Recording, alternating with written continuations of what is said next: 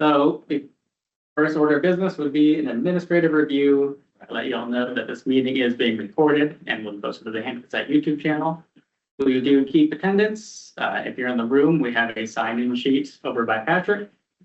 He will guide you to it if you were lost. If you're online, we appreciate if you enter your name and affiliation into the chat. We're about half and half on participants in the room and online, so be sure to direct your conversations toward the owls if you're in the room. And please use the queue to make sure nobody's getting left out of this conversation. New teacher, if you're in the room, you have temporary name tags to help us identify one another more easily. With that, I think we're ready to hand it over to you, Amber.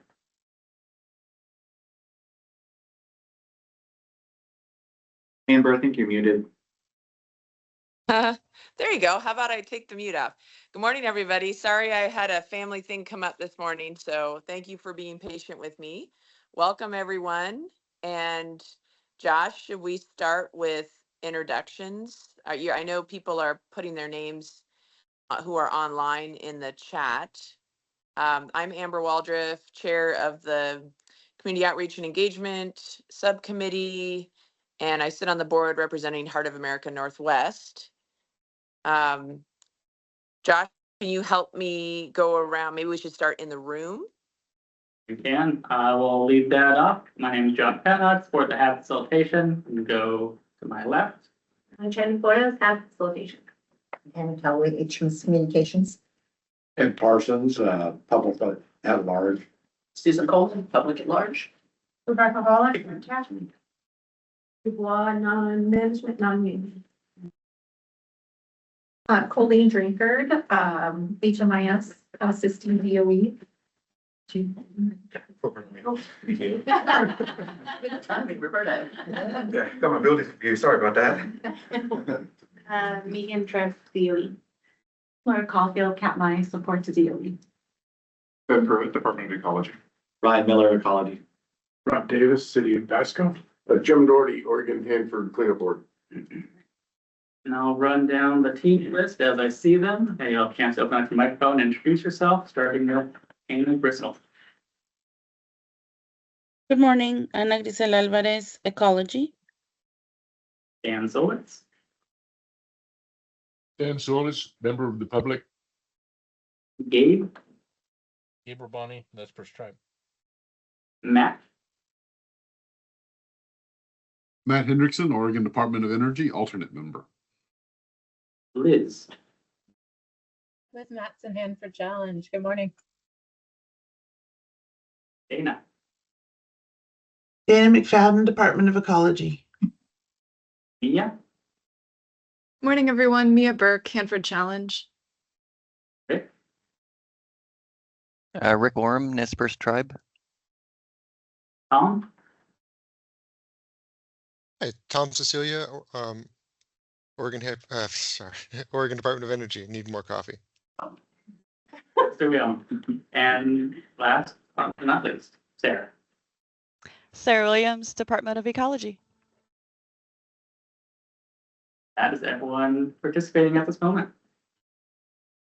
Well, thanks, everybody. That's a great turnout that we have today. Thanks for having so many joining either virtually or in person. And we have a lot of agency folks here today. So thank you for being here.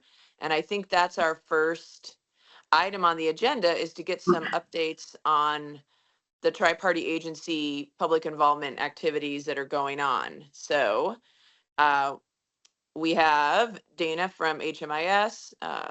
We have Ecology. Is it two Danas? Am I saying that correctly? I'm Dana, but you can call me Dana. Sorry, Dana. I knew I had that wrong. That would be too easy. Spell that Dana and Dana, and then if there's any EPA updates. Did I hear Roberto in the room? Yep. Okay, great. So Dana, do you want to start off? Yes, I'd be happy to. Thank you. So as you have heard from before, we are running a 60-day feedback period on the life cycle cost and schedule report. And so far, we've only received one comment and it was printed and mailed, and it's only one page of what looks like it should be multiple pages of comments. So if anyone here mailed in a full comment, you please feel free to reprint and remail, because I would like to receive the full comment. And then we only do this electively once every 3 years. So, so it's always nice to take a peek, and we'd love to hear your comments. So that will be open through June 16th, so there's still time. As you, many of you already participated in the committee of the whole presentation about the 324 building. If all the documents get into the administrative record on time, and we think they will, we'll be launching that comment period on Monday, June 9th. That's a 30-day comment period on a ROD amendment. There'll be a public meeting at the Richland Public Library that will be hybrid, and that will be on June 30th. Now, next on the schedule, we have the WEIR, and we've talked about that one several times. We've been wanting to hold the WEIR since the first of the year, and the schedule has been slipping because of waiting to get new people in headquarters leadership with the Department of Energy, waiting for some appointments on Congress. The latest update I have is that the WEIR documentation has moved from EM4 up to EM2. It still needs to go through EM2 up to EM1. And then there's some NEPA action, the need for a posting of a Federal Register notice. And then we'll have that WEIR comment period and meeting as soon as we can. We were hoping to launch that mid-June, but that's going to be pushed out. I should have better dates on our tentative estimates for that, hopefully by Thursday or Monday.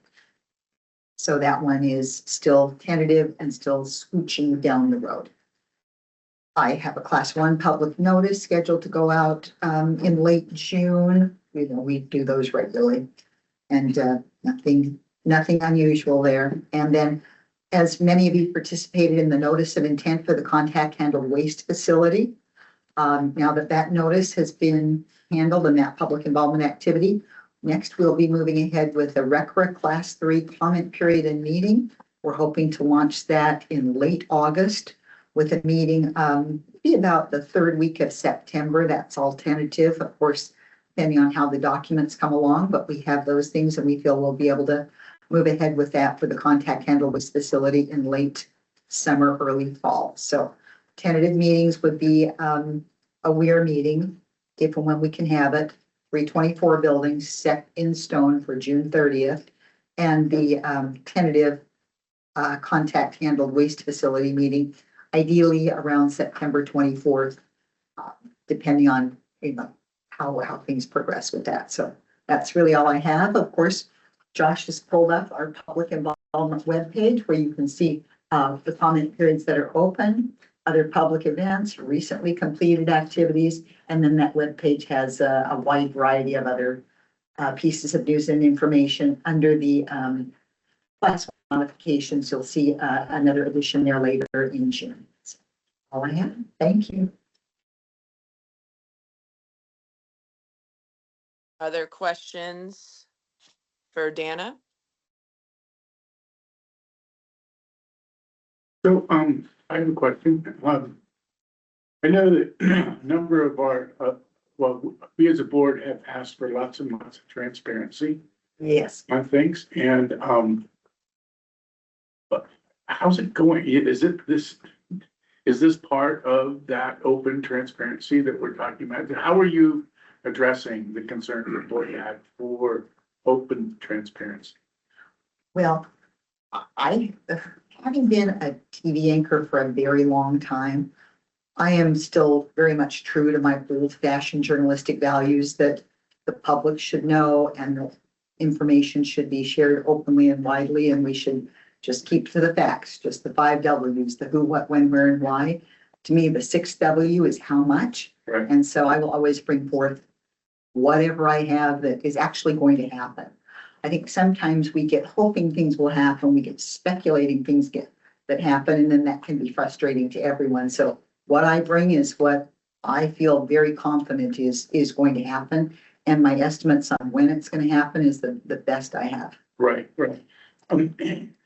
In context of, it seems like lots of our advice patterns, we include something about transparency. And I believe it's taken to heart, and it's really kind of working. But is this an automatic way of doing business, or is it something we need to continue to ask for and ask for responses to some of the comments that we put in, et cetera?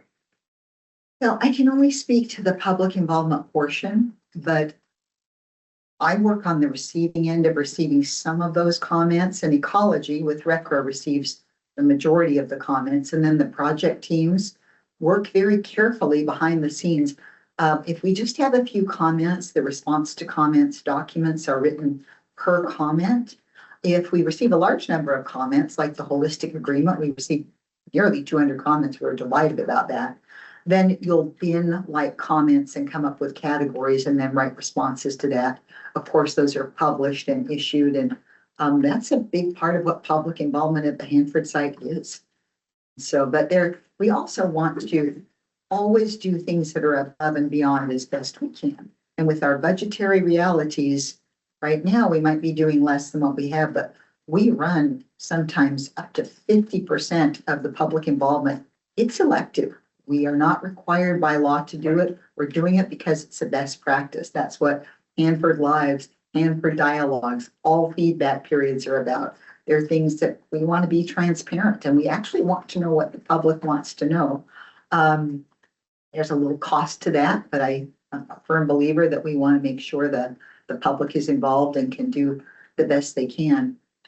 Because it's not legally required and because it can be costly and time consuming, we do not produce response to comments documents for elective feedback periods, even though we ask for feedback. And that's really a time cost number. And especially now where we're down so many feds, it's really limiting that way. And I'm not sure if and how that will change, and probably not change immediately, but we always do the very best we can. So, am I answering your question? Yes. And it's more of clarification for us when we're writing our advice. Lots of times we kind of imply that secrets are out and we're not being transparent. And so, and I thank you very much. And I think you're doing a wonderful job. And I love this. I do appreciate your open communication. Thank you. They have follow-on questions. Are we, I think when we say transparency, I think that means different things for different folks. And we got a kind of clear picture, or at least a fuzzy picture of what that really means. We say open transparency, what level, like all procedures at all levels everywhere, what kind of records? There's got to be a bounding condition for this, right? Well, and anything I'll be talking to you about with public involvement, these are planned activities that the TPA agencies have discussed in meetings. And then the content will be all cleared for public release. And there are other things that I think are behind the scenes that I'm not privy to. It's a big site. There are lots of people out there. Some things are still, classified. So I bring forth what I can with all honesty as best I can, but everything at Hanford is not going to be made public at all things at all times. And it's so big and complex, as you well know. If there's anybody who knows how big and complex Hanford is, it's the members of the HAB. And so I can't bring forth everything, and nobody could.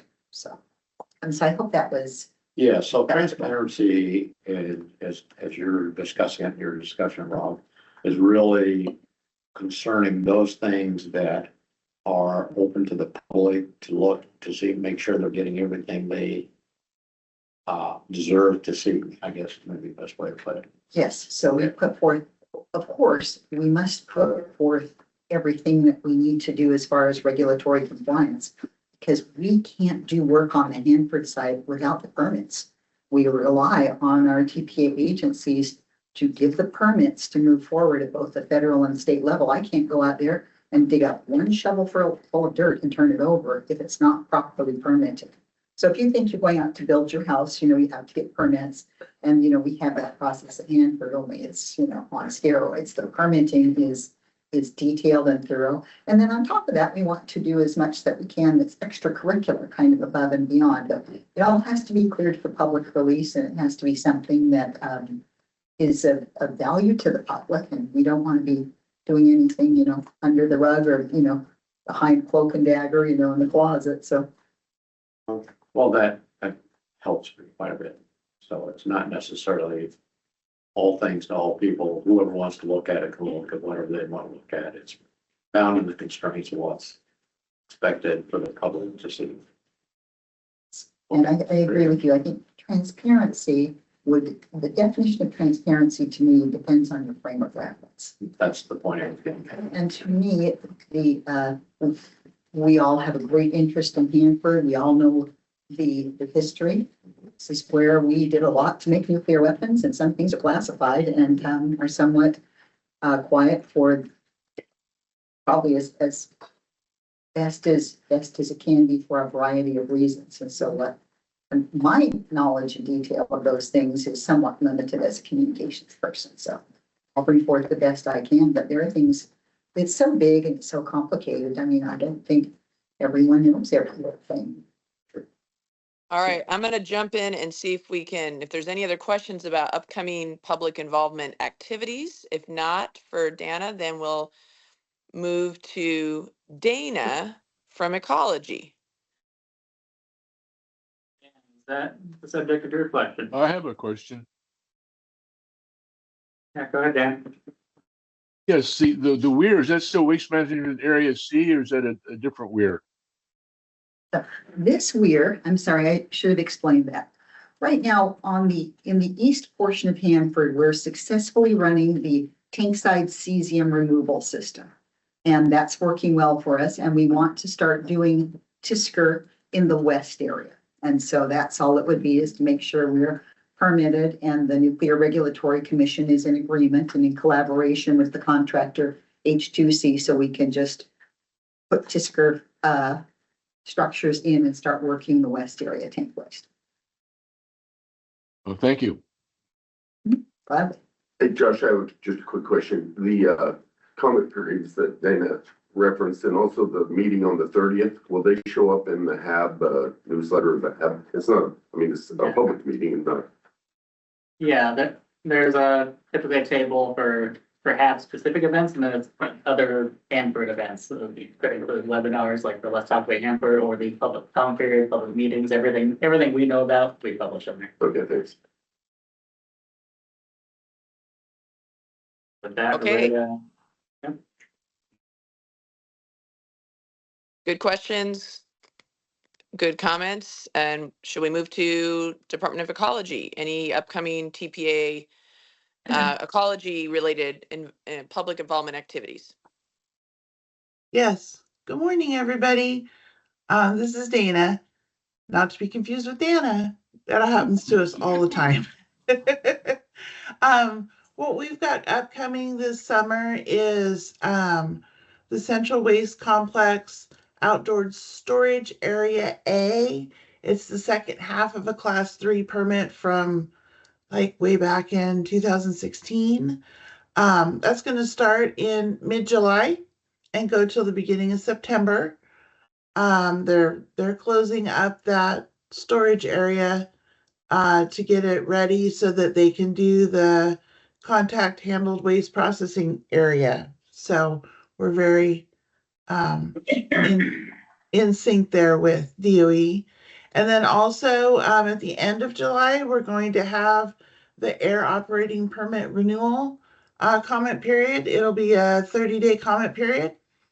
So hopefully that'll go. It looks like that's going to go right on time. And then we still are working on Rev 9A. And as soon as I have dates, I will let everybody know. And that's pretty much all I've got going right now. I'd highlight one other thing that's not a meeting or comment period, but over the last couple of months, we worked to update our public comment period page, web page on our website. I was going to share that just really quick, just for awareness. So if you go to our typical page, that was where our public comment period page was at. It's now a public involvement page, so it still lists all of our comment periods. So it's got the open comment periods, the recently closed ones. You can look at the last couple of years of closed comment periods, but then there's also, we added a section for the Hanford Advisory Board, including information about upcoming HAB meetings. So if there's obviously the agendas don't get finalized and issued till like 2-ish weeks before meetings. So we'll still list like the next upcoming meeting, and then we'll update it with like the topics in the agenda when it gets updated. And then we also have some other like the HAB advice and responses that we list there. And then we just point to energy for a lot of the more nitty gritty HAB information.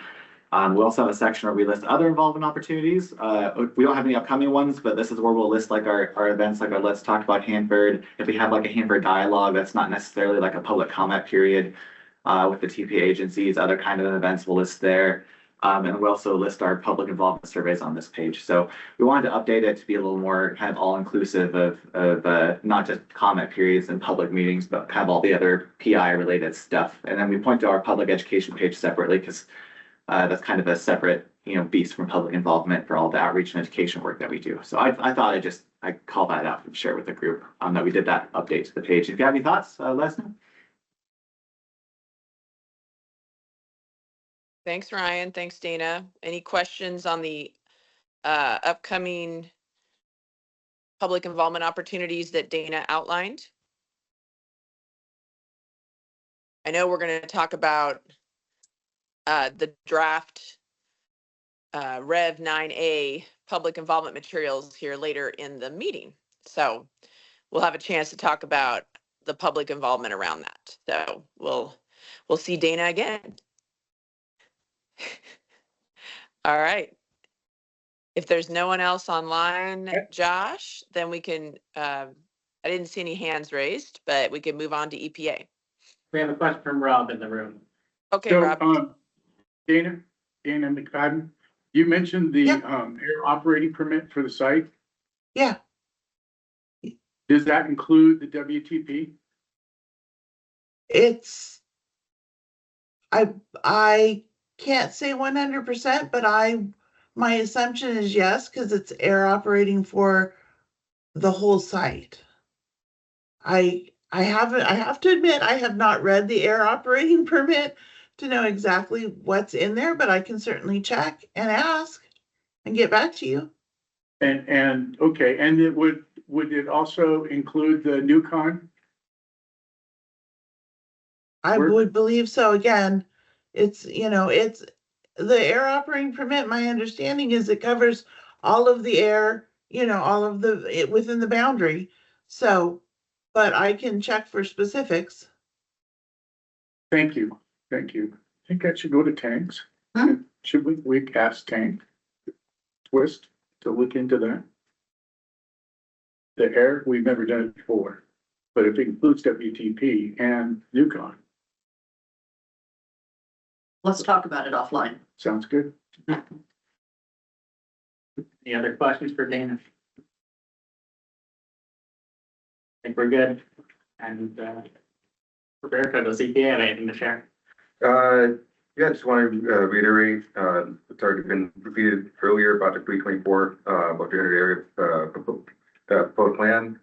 We have the public comment period going from June 9th to July 9th, and the public meeting at June 30th,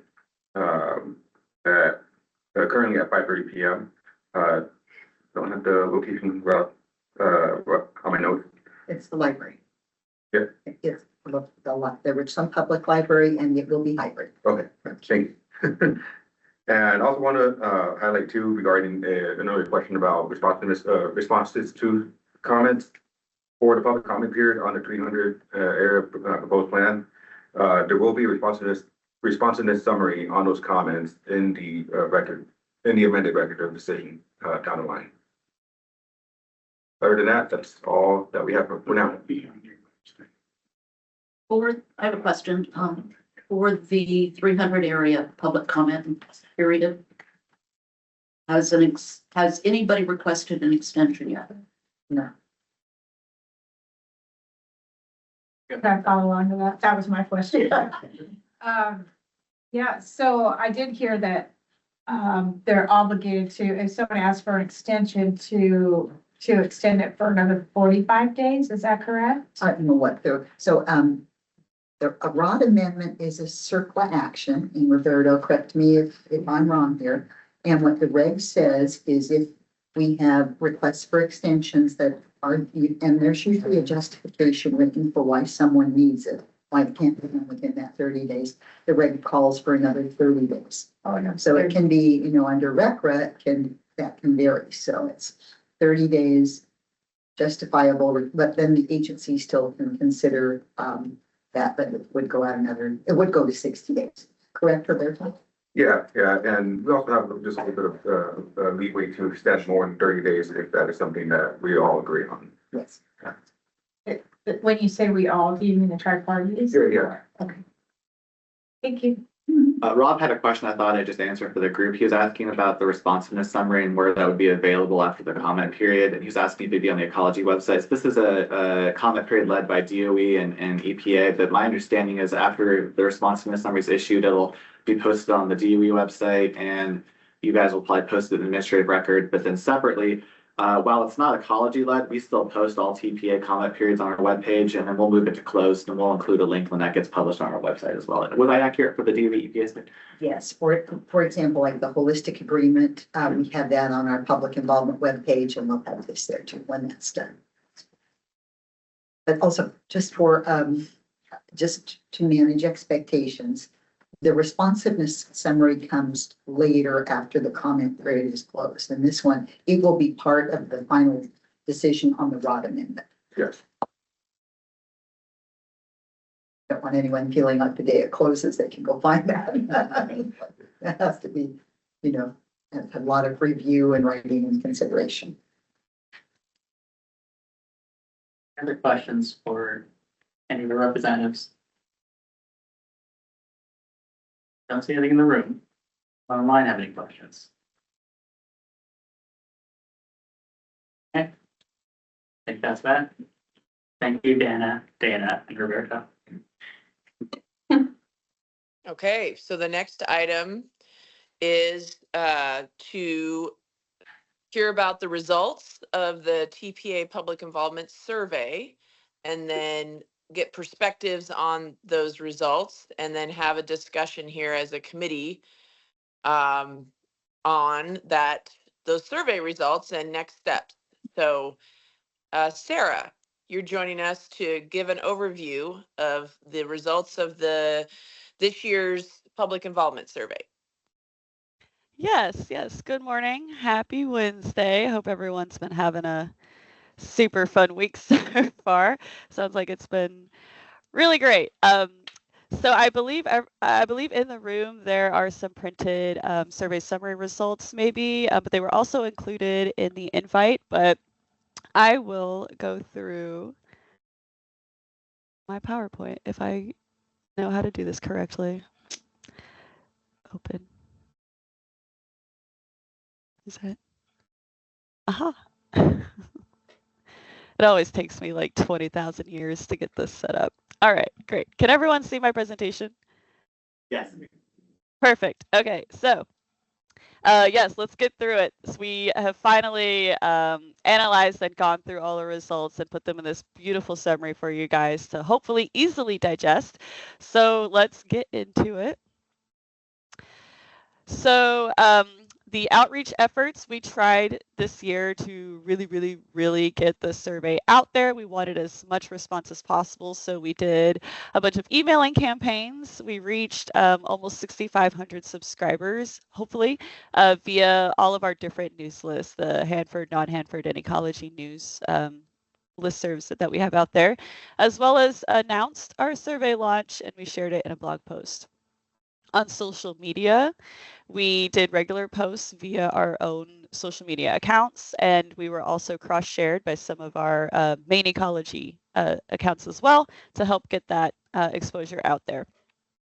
For community and stakeholder outreach, I shared it with about 130 different organizations. I emailed and emailed and emailed and emailed so many people to try and get this survey out there. And so some of those groups include the Tribes Governor's Office, Hanford Advisory Board, a bunch of other stakeholders in the area, whether they're along the Columbia River or throughout the Pacific Northwest, schools and local governments. I hit up a bunch of different city governments to try and get them to also push the survey. And then, of course, we encourage them to share with their networks. We did get several of those. A lot of the organizations I reached out to did include our survey in their own kind of, whether they were like newsletter publications or their own email distribution lists, which was really, really awesome to see. Love that collaboration.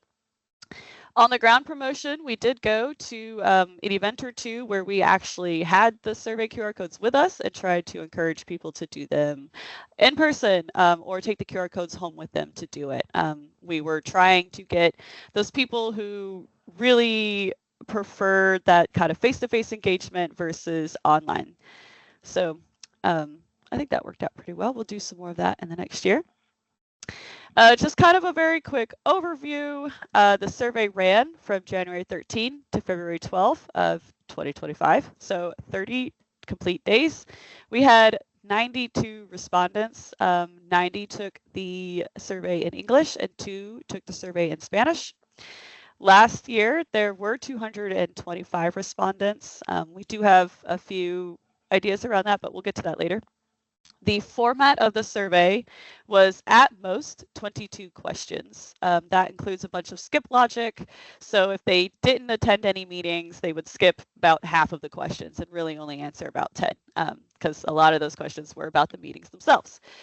And then there were 5 questions that were kind of an open field free response. And out of those 5 questions, we had 205 written answers to read through and find all those common themes. So what were those common themes? The key quantitative findings from the survey, when we ask about their connection with Hanford, most of them are members of the public, and the other largest subset are part of an organization or some kind of advocacy group related to Hanford. When asked how they prefer to get their information, most of them selected stakeholder organizations, news outlets, and then ecology and energy websites. And then when asked how they prefer to get that information, by far, almost everyone chose email as the easiest way and the preferred method for receiving that information, followed by checking the news, media, in-person events, and then just online searching. And then I have here the first 3 questions, the kind of graphs for them. I believe this is also in the handout, but this just kind of shows you when I say a large portion of people say I'm a member of the public, a large portion. You can compare that with all the others here, as you see. I'll kind of leave that up for a few seconds if anyone wants to look at that. All right, moving on. So perceptions and opinions that came out of this survey. Materials clarity. A very large amount of respondents say that they find notices, fact sheets, and publications kind of hard to understand. Impact of public input. A lot of them don't really feel like their input is influencing any kind of decision. For public meetings, most didn't actually attend any public meetings in 2024, and those who did were generally dissatisfied with the speakers, the Q&A sessions, and meeting facilitation. So when we asked them if they mentioned any of this in the feedback form after the meeting, most don't even know it exists. Most had no idea there is a feedback form to state those kind of issues that they're having. And then we asked about accessibility, and half of the respondents who answered that question, I do want to be clear that not everyone answered that question. I think only 20 of the people answered it. So half of them said accommodations were not available, but only 1 of those people actually requested an accommodation. So we'll see about that. Okay. And then this is question number 4. So this is the kind of summary for why I say most of them find our stuff kind of hard to understand. So if you look at this, you want to pay attention to the numbers on the left side of that graph, because this is on the far left, that is like strongly disagree and then disagree and neutral. So we're kind of counting the strongly disagree and the disagree versus the agree and strongly agree. And as you can see, it is just skewing in the strongly disagree area. And then this is what the results look like for the public meetings. So when we say that our respondents don't find the speakers clear and coherent, that's nearly 50% of attendees are saying this, saying these things about the public meeting. So we asked a bunch of demographic questions to try and figure out who is answering our survey. The majority are 65 or older. They are predominantly white, predominantly male, and most have had some level of college education. I believe most respondents are at least a 4-year or post 4-year degree. And we asked about income. The largest group reported between 75,000 and 150,000, and then the next largest subset declined to answer that question completely. And then trying to figure out where we're getting our survey respondents from, mostly from the Tri-Cities and Seattle metro area. No responses outside of Washington or Oregon. I did try and get the survey into some places around Western Idaho, kind of where closer to the Washington-Oregon border, as well as a lot of those Northern Oregon towns and like everywhere in Washington. However, we still only had respondents really from Tri-Cities or Seattle. And then we did have a few limitations for the survey. So it was just a 30-day window. I believe last year it was extended to 45 days. And so some people, I don't know if they were thinking maybe they had more time, maybe there was going to be an extension, and they just completely missed the window. There was no final reminder sent via email. 17% of our respondents were pre-written answers. They were all just a copy paste of the same answer. And then we note that our demographics that we're receiving are not really reflective of the regional diversity. So in the summary, the TPA agencies came together and we went through all the comments, and we've got our planned actions for the next year. And this is not at all the complete list. It is just a summary. The complete list is in the survey results summary that you have. But going over this in a very kind of broad general sense, digital engagement, we're going to regularly audit and refresh those digital platforms like websites, social media, online tools, all of that, to make sure that the content is timely, user-friendly, and accessible for all audiences. Broaden our participation and reach. The survey shows us that somehow we are still not getting the diversity that we're wanting in the survey. So we have to really evaluate how we're doing this, how we reach out to media outlets, organizations, and groups, meeting locations, expand our outreach and education efforts, and promote public involvement anywhere and everywhere in whatever ways that we can. Communicate public impact, develop messaging and materials that show how public input drives decisions, with resources to support effective participation. One of the things that we've started taking with us is our tips for effective commenting handouts. It is a really great conversation starter, actually, because if someone sees that, they're like, what is this? What are public comments? I don't even know what that is. And then you get to tell them about public commenting and how that's awesome. They get to do it. And then access to public involvement opportunities. We want to continue to ensure equipment is tested and prepared ahead of meetings, presenters are clear and understandable, and meeting venues are accessible. Again, this was a huge thing pointed out in the survey, so we want to make sure that everyone knows that we are going to put special emphasis on that to make sure that we are doing our part in making sure it's accessible. So on behalf of ecology, because I'm not going to speak for DOE and EPA, we have our own kind of set of priority planned actions that we are going to start doing and we'll start doing, and where we want to focus, where we see that we can do our most immediate good change. So kind of going broadly over it, clarity and impact. We really want to help people understand why their voice matters. This is something that came up in the comments repeatedly. Is like, I don't know why I'm commenting on this. I don't know what this means for me. So we definitely want to make sure that we are helping them to understand that, like why you need to know this and why you need to have input. Tools and materials modernization, make our tools better and the message clearer. We're always trying to improve on how we deliver that message and how people receive it. So we're definitely going to take a look at the different avenues for that. Accessibility and inclusion. We want to make engagement easier for more people. Again, another thing that we saw in the survey repeatedly is like, I need things to be easier.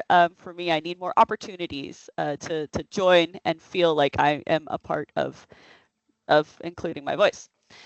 And then communication and content strategy, keep people informed and engaged. So just trying, Ben and I specifically have been pulling out all of the different lessons that we can and trying to get them into the community and really broaden kind of how we talk about Hanford and relate it into more local things and really trying to get people like actually interested and engaged.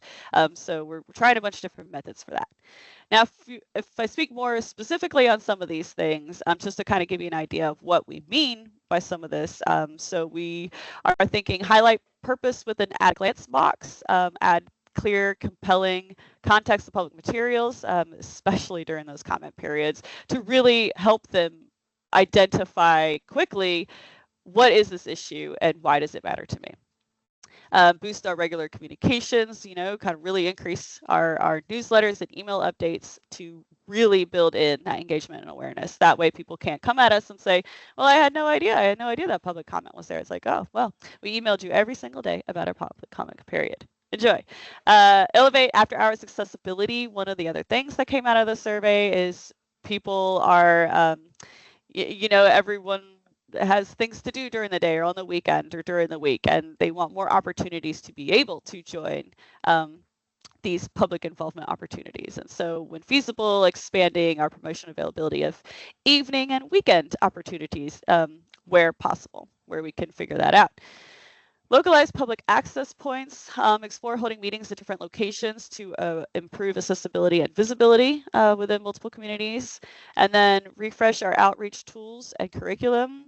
So like I said, we've been going through like a pretty huge revamp on a lot of our materials and our visual aids, and just in general, like our content and what we're talking about to make sure that it is relevant, inclusive, modern, current, all of that.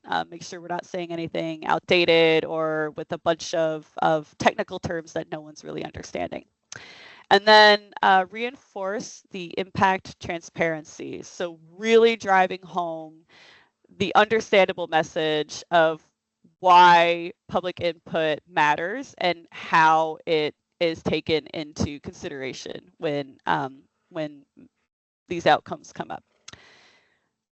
Any questions? Before we move to questions, do you want to give the other agencies a chance to provide their perspectives on that? So we can start off with DOE. Do we have anyone on deck for that? I would defer to Dana. Nothing further beyond Patrick worked hard on this. We're good. And how about EPA? Okay. First, I'd like to thank Cosby for their huge effort on facilitating the survey on behalf of the TPA agencies. And we recognize it's a huge effort that they put in, and we hope to keep doing this again in the future. It's a great product for the agencies and for the public as well.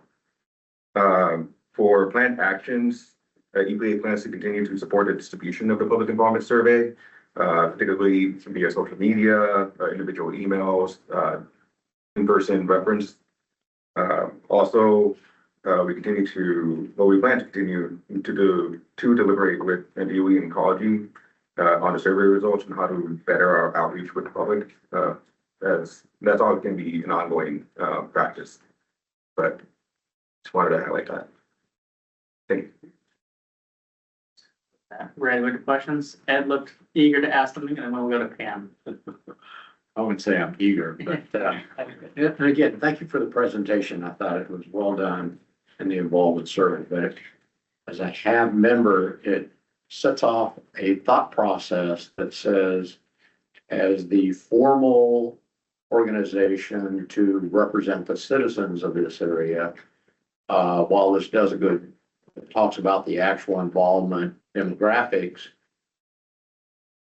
perhaps the information gathered may or may not directly be interest of the board because it may provide us with another set of data that needs to be represented in a more formal HAB type approach. In other words, there are things being said, recognizing that it's going to the college, that where we could take a look at that and maybe it will influence us on those recommendations or set upon a new set of recommendations to be presented to the tri-party members. In other words, while we know we've got a good data on the involvement, I think for us, we probably need to maybe take a look at, does this data that's been gathered present an opportunity to the HAB?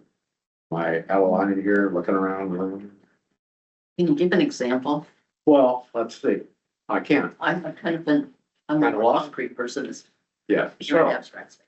I'll go to. We see one comment on this. The rest of it is how old are they, what's the nationality, where they live. But one of the responses was, please repair and clean up tanks leaking liquid high level. So. But there were 64 responses. What are the other 63 responses say? I can interject really quick. So the printout we have today is just kind of the summary results and then Yeah. like the non-question answers, because if we printed off every single one, this would have been 50 pages and that would have been way too much printing. But the full link in the report is available on our website and folks can see every Okay. single written All response. right, thank you for that. The point is, we're to speak for the public and yet there's a bunch of information being gathered. Maybe we need to take a review of that data and ask ourselves that will it influence future suggestions to the tri-party? In other words, maybe not only this, but other sources of information to influence us about how we conduct our business. Yep. Makes sense? Mhm. Okay. Next up, we have a question from Pam. I'm overwhelmed with the staggering effort that was made to get people to comment and the minimum number of people who did comment. That's really unfortunate. Also, the demographic is interesting to me, that it was college-educated white men. And you think about the Hanford workforce, and it was, it's much more, there are much more women now, but it was college-educated white men in years past. And they're the ones that seem to be paying attention to the public comments. And it's a deep generalization, but it's interesting.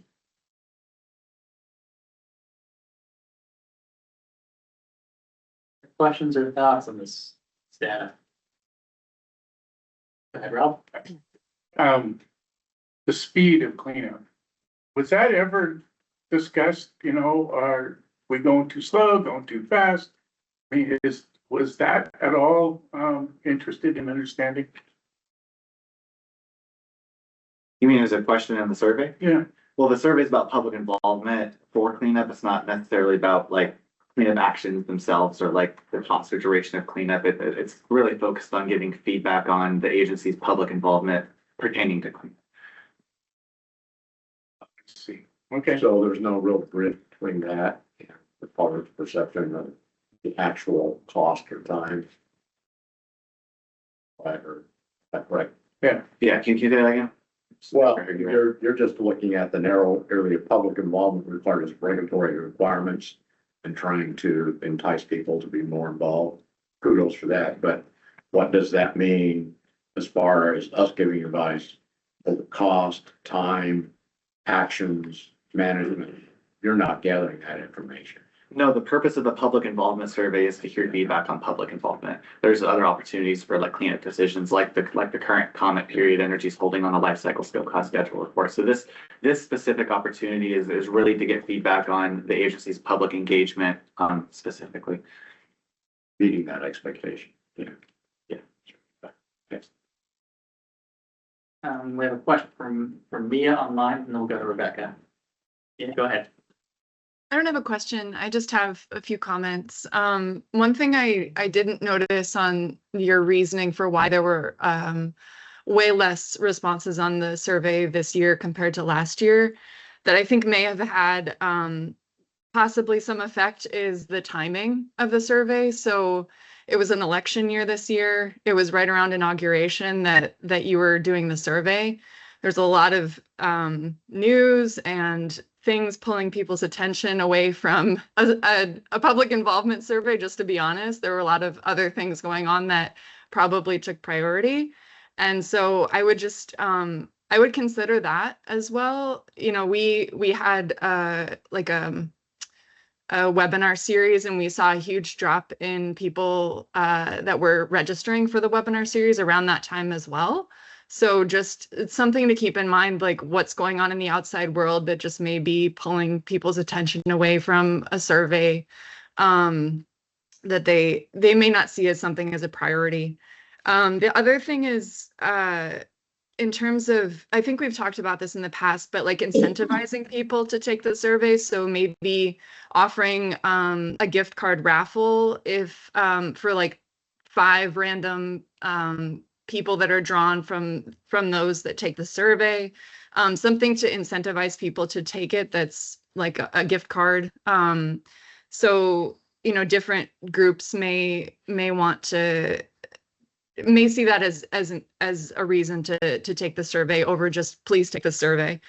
And then the other thing is just, you know, for people feeling like their comments matter, it's really important to make to have the agencies making decisions that reflect public input. So not just telling us, you know, constantly that your comments matter, but showing it through decision making and those changes for a permit mod or comment period, things like that.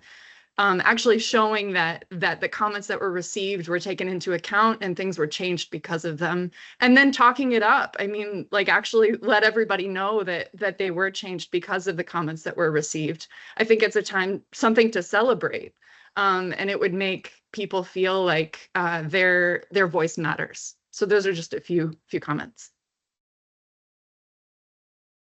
Yeah, thank you.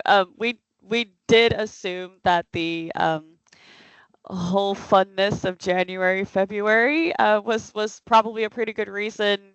We were really trying to get across the point, like why you should take this survey and why it matters, even with everything else going on, because it is Hanford. And that's one of the things that we are trying to work on here in the future is really integrating that knowledge of Hanford, especially here in our local communities, so that people see it and are interested and not like, oh, I don't have time for that, right? Like whatever, it's what it is. And then as far as like how your public input matters, that is something that we have been talking about, trying to figure out how we want to display that information and let the public know, hey, we heard your input and this is how it is incorporated into that. And I don't know, Ryan, if you have anything else you want to add to that.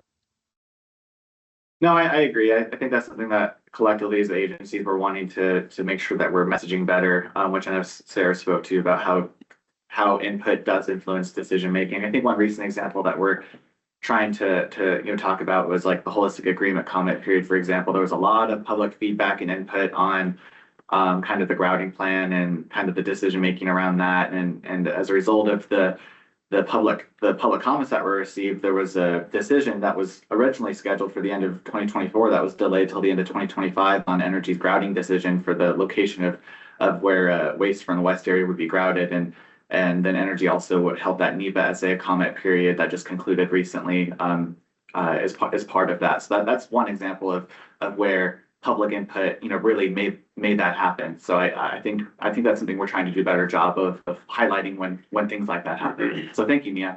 That comment was really helpful. I was going to say exactly the same thing. It was like, oh, this, we listened, here are a few more things that happened. So, and then there'll be some decisions that come out of beneath the essay that will be based on the input. So we have a nice string of things connected to the holistic agreement that will be based on good public feedback. There was one other thing to ask you, Ryan. I don't think DOE and EPA can offer gift cards. So can ecology do something like that as an incentive? It's a good idea. I don't think we can do it. So I just thought. Yeah, no, DOE, EPA can't. We're looking into what we can and can't do. We have like some community compensation guidelines for the state that have really been kind of kickstarted the last couple of years where there's some pretty cool opportunities. But I think as the next survey approaches, we're looking to see what we can do in the realm of following rules and regulations, because we're in a weird spot where we're a state agency, yes, but we also work so closely with the federal government too. So we're kind of figuring that out right now on what we can and can't do. We're gonna hear from Rebecca and then we'll go to Ron. So I'm also interested in the demographics of how that survey was filled out. And so I'm wondering about, DOE has a speakers bureau, correct? Right. And ecology, do you guys also have a speakers bureau? Yeah, I think it's our general outreach and education program, but Ben and Sarah go out to schools, communities, and organizations. So. Right. I'd be interested to see like how many women's organizations that actually get just based on that survey and the results, like how many women and why are they not interested is really the bigger question, like trying to wrap my head around why. And I'm also wondering if in your speakers bureau, I don't know, how many people are involved with that. Rebecca, I can speak to it. I run the program, the speakers program. So yeah, you ready? You had another question about it? Did you reach out to women's groups? That's what she asked you. Well, she was going into a second question there. Not specifically women's groups only. Our outreach is across the state. We go into Oregon, we go into Idaho. So we reach out to a variety of groups across all 3 states. But what kind of groups?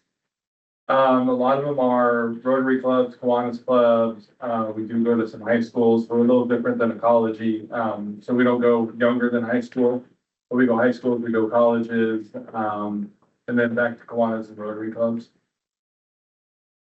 Chambers of Commerce too, if you thought that. Right. So I don't know. I mean, that may be something to put, in the future, like a goal possibly to, reach out to some women's groups. Sure. Also, possibly, I don't know if you've ever considered having like an actual worker from the site, go and be a part of, you guys are giving a presentation or, just to talk about their experience, especially women, women who work at the site and, what their experience is like and, what it's like to work in this, male dominated, obviously, who care about Hanford world. Ben said, do you guys want to talk to any of the same kind of stuff Patrick did about who we're trying to reach and stuff? I didn't mean to put you on the spot, but Yeah, our, trying to count how many months I've been here at ecology, and I think it's less than 10. Same thing with Sarah. So we're still kind of revamping that, the service groups and things like that. But I think, Becky, your point on, getting a diverse audience, and people who are, women specifically who are interested in Hanford, I think is a great point. Something that ecology values is that, diversity, equity, and inclusion for, work out at Hanford and what it means to our community. Yeah, we have a member here from the League of Women Voters. Me? No. Congratulations. I don't know where specific reaching out to the League of Women Voters. And I'm a member of that organization. And not only that, I should be attuned to what's going on. So if we reach out, I don't know that. I mean, like that also, I also, like Richmond Rotary Club. I don't recall I reach out to the Richmond Rotary Club either. We actually spoke to them last summer. Okay. There's several That's Rotary not clubs gonna be now. that. It's really true. There's 6. Yeah, no, we've hit, I would say, all or most, if not all of the local Rotary clubs within the last couple of years. So then the survey came out when? January. Okay, that's 6 months later. So you spoke to Richmond Rotary last summer, that's great. 6 months later, the survey comes out. Did anyone receive notice of that? I didn't. Yeah, well, yes. Yeah, so just to continue on that, and to Brian's prompt and Becky's question, a lot of our outreach and education has been more of the K through 12 variety over the past, 10 months or so. We do see a great opportunity to start getting more into the Rotary clubs, the leagues for women voters, I'm from Savannah in the South, so we had garden clubs that were a big collection of people, of concerned women, for the environment. So we see that as an opportunity. Sarah and I talk about it regularly about how we get back into that and start a regular routine of speaking to the different groups, more of the service organizations and those sorts of things, rather than just what we've been doing over the past 10 months or so, which has been K through 12 education. One other quick piece I wanted to touch on is, I know Sarah said she sent the survey out to extra large group this year compared to last year's, like 130 different organizations, which may or may not have included that group. If not, then we can make sure we can include them. But we also sent it to the Hanford Advisory Board and messaged it pretty thoroughly with you guys, and made the request that you take it back to your constituencies and try and get feedback on the survey through that mechanism. And that'd be great in the future. I think we had a variety of HAB members that did go back and share the survey with their constituencies, but that's something that we would get a lot of help out of if you can offer us suggestions too on reaching your constituencies, or you can take it back and share to your constituencies, because that's one of your roles as the HAB members, to take information you learn about Hanford at the HAB back to your constituencies. So that'd be super helpful in the future too from HAB members. Has everyone signed up for electronic distribution for the messages? So. Well, I think what we did, beyond the Hanford info list, I think we also sent it specifically to the HAB distribution list too. Each time when we get new members and new membership packets, it's always good to double check and make sure everybody's signed up for the TPA, distribution list. Sarah, was there anything you wanted to add to that discussion? No, I think you hit everything. I just wanted to clarify with the survey itself. Yeah, I was looking through the list, and I have sent it to all you guys have mentioned, as well as like realtor associations, chamber of commerces. I tried to hit everyone. So maybe I don't know if I had some incorrect emails, but I will definitely make sure. One of the things that we're looking to do the next time we do this survey is make sure that there's lots of notice and lots of encouragement around engagement for it coming up. So hopefully we can kind of avoid this next year. Quick check on queue. We have Rob, Amber, Liz, Jim, and Pam. You're up, Rob. Well, I think there's a different way we can look at this too, and that we should all be careful, is that not a lot of people really care about Hanford. And, it's like 1% of the 6,000 people responded here. And so, and most of them look like they're ex-Hanford workers, the educated white males, that had worked out there. And so, maybe we're not appreciating our problem the way we should, and that, why don't people care about the Hanford site? What is it? Is it too complex, too vast, too much money, too much indecision, too much, scaring the people? Radiation, run away. We should think about that a little bit, and why, if we want people to care, we need to set a message that allows them to care. And it's, like I said, it's a very complex project, and so I've heard people talk about it just simply being a public works project that will go forever. We got to keep those people employed, no matter what. We're going to give billions and billions of dollars to Hanford. And that's the reality here. Not very many, like I said, 1% of the respondents, the people who got the message. But you also have the flip side, Rob, and the fact that people are busy. They have a lot of things going on, and because Hanford is just trucking right along, they may not care because it's not hitting the top of their concern or priority list. That's right. Because things are moving on. And so maybe that's such a good message to DOE that people are trusting them to go ahead and move forward, get the place cleaned up. And I think that we've seen a lot of that with the more openness of DOE in the last 5 or 10 years. I worked here when it was secret, and loose lips sink ships. Those signs were all over out there.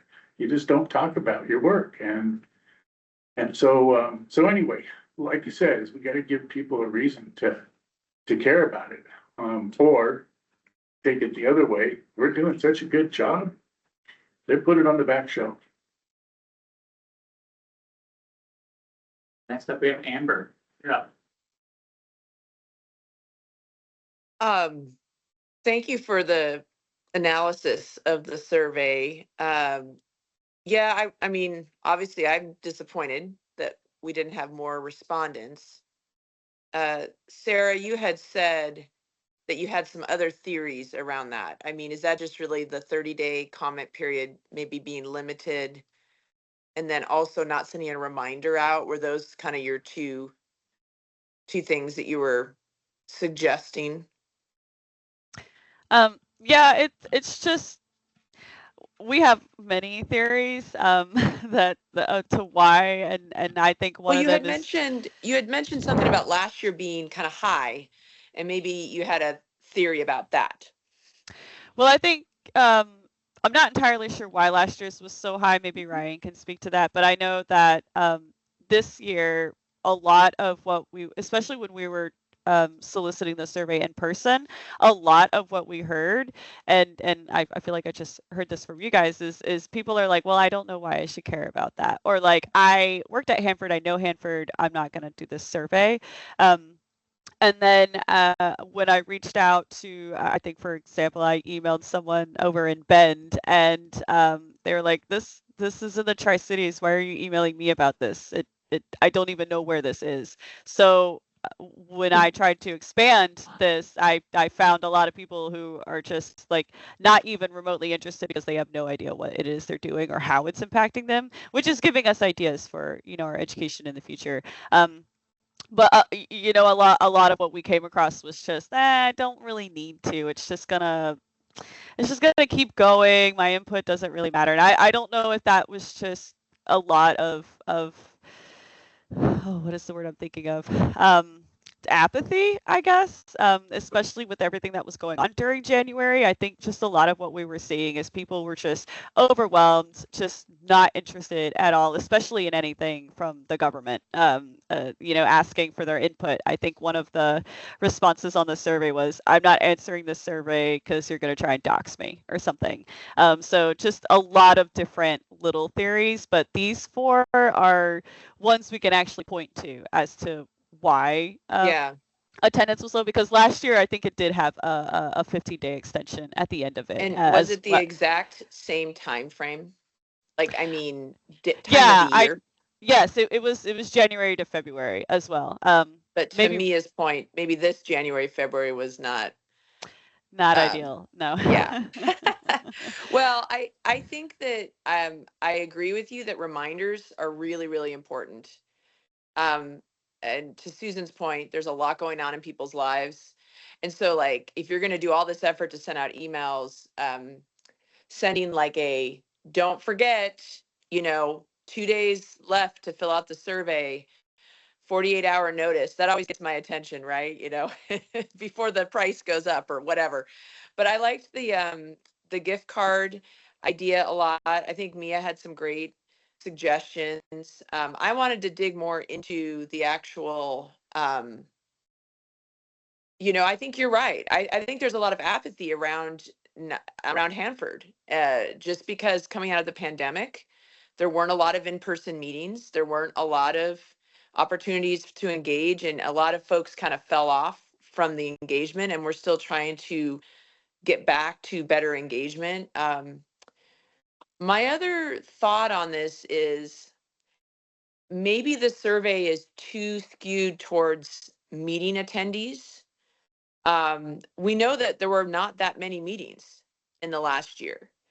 And so it's not a huge audience to, it seems like here you're getting input from people who are already maybe, if they come to a public meeting, they're probably our highest level of involvement, right, in Hanford issues. I'm wondering if we want to know more about how to engage, why people might engage, how to use information to explain to folks, for instance, downriver, like the impacts of not cleaning up Hanford, right, on the Columbia River and people who live downriver.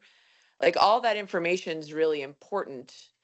I'm thinking maybe more like focus groups of folks who are not engaged might get you a lot better information on how to engage. I think we learned some good things from this survey from people who are reading materials or who are attempting to go to meetings and what works and what doesn't for them. But I think maybe there's an opportunity to try something else like a focus group to actually understand how to engage those who are not already engaged. So that's just my feedback. But from what we learned from people in this survey, there is still a ton of work to be done to make our meeting information and just information about the site and why it matters to you much more engaging. And Ryan, I liked what you were saying about, and maybe Sarah, you were alluding to this, like having, I just remember when you guys used to send out your notices, you'd have like a box that said, why does this matter to me? For an upcoming permit comment period or an upcoming public meeting or comment period. You kind of broke it down in plain language. So that's the kind of thing that I got out of this reading the results, was that we still need to do so much better, and not just ecology, but DOE, in how you talk about the information and what's going on and how it could impact people's lives. So anyway, I'm hopeful that if you really do want to get more feedback from folks who aren't engaged, maybe this survey is not the tool for everybody. So anyway, those are just some of my thoughts. I'm hoping that Department of Energy takes to heart that folks in this survey said that meetings are one of their top ways that they would like to participate and get information, because there's been a lot of pushback from the Department of Energy in holding meetings throughout the communities impacted by Hanford. So I'm hopeful that we see a greater commitment by ecology and EPA and DOE coming out of this survey to hold more meaningful in-person opportunities as well as online, because I think that's also an opportunity. So those are my comments, suggestions. I don't know if you thought about a focus group, but that might actually be far less time and energy and get you a lot more information about how to communicate better to reach folks.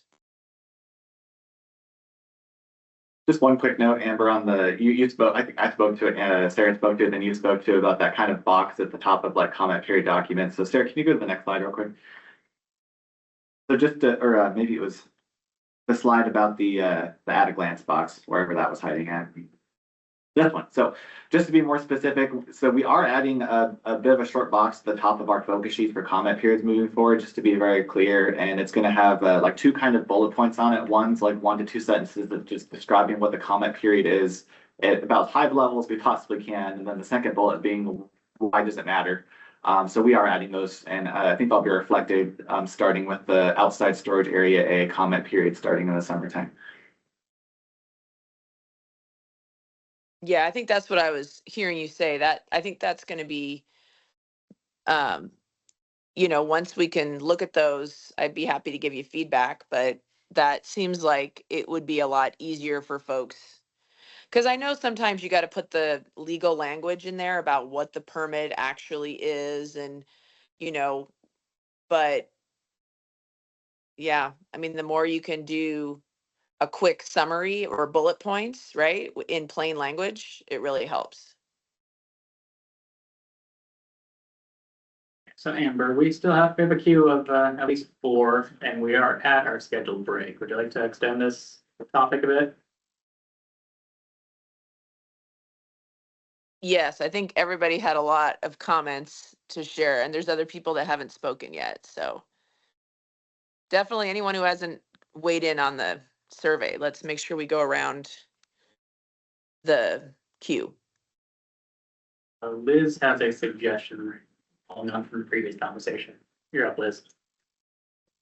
Thanks. Good to see everybody.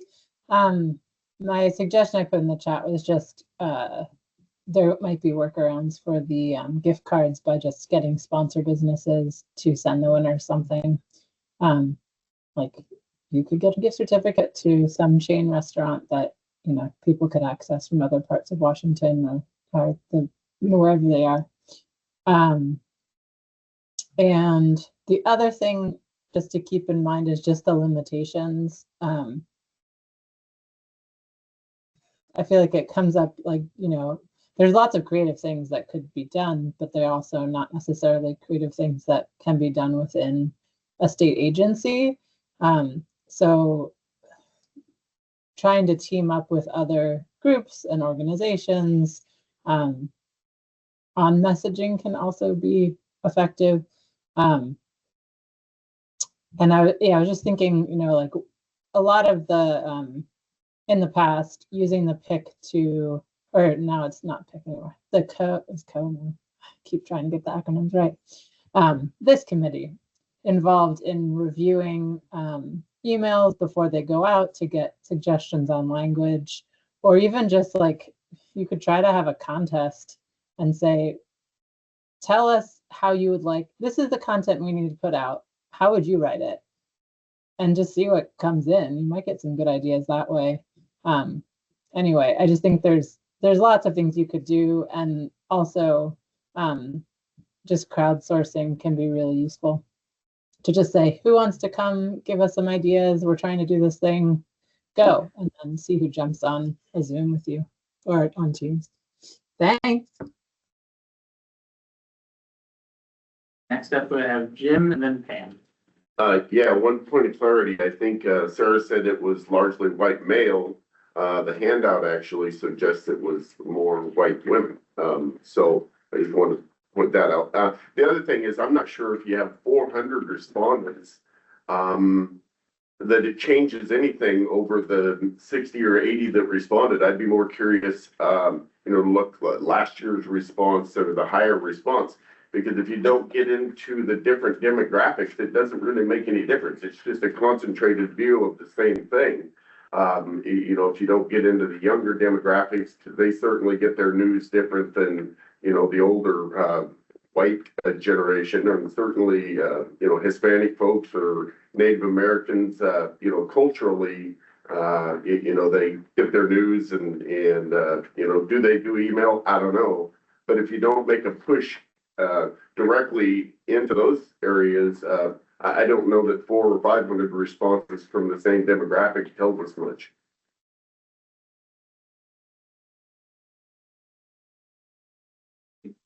Next up, we have Pam. I've been retired 5 years, but I was previously executive director of the Hanford Communities. And we had a contract with Ecology for work with the Speakers Bureau. And we lined up speaking engagements for Ginger Wireman. And I think it was pretty successful. The woman who coordinated that, Regina Lundgren, just was an author of a Hanford publication. So she's still engaged somehow. Did Hanford Communities do anything for you for the Speakers Bureau? Yeah, Hanford Communities continues to help us identify like opportunities for outreach and education kind of opportunities. For example, they really did a good job connecting us with the Boys and Girls Club, which Ben and Sarah are going to do a workshop with some students in early July.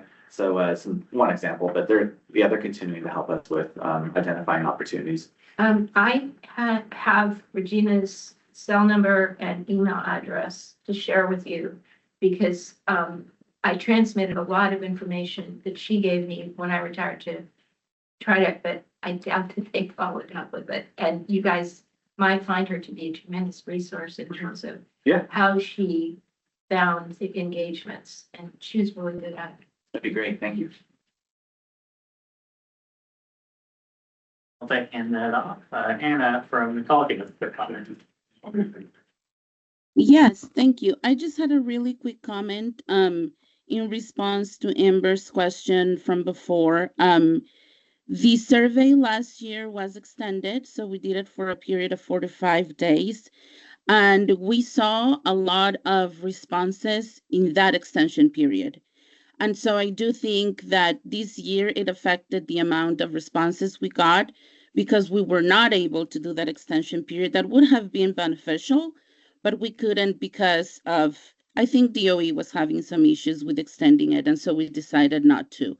But just something to take into consideration. And I do think that that would have been beneficial for us to get to the number that we wanted to get this year. Thank you. And Tom, you had a suggestion in the chat as well. Yeah, a couple quick things. I would be wary of extrapolating that people don't care about Hanford because they didn't fill out the survey. So just, people didn't fill out the survey because they didn't fill out the survey. It's not because they don't care about Hanford. And then instead of a follow-up email, one option could be to send a calendar invite for when the survey is due when you send out the first blast. So people get sort of a reminder on their calendars and it doesn't get kept on getting put off.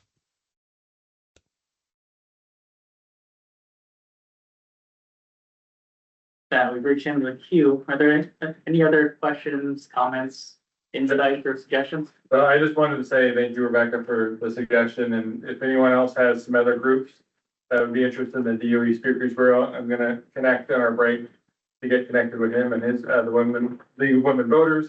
But if there are others, please let me know. I'm happy to take those and reach out. We're looking to expand our outreach. So thank you.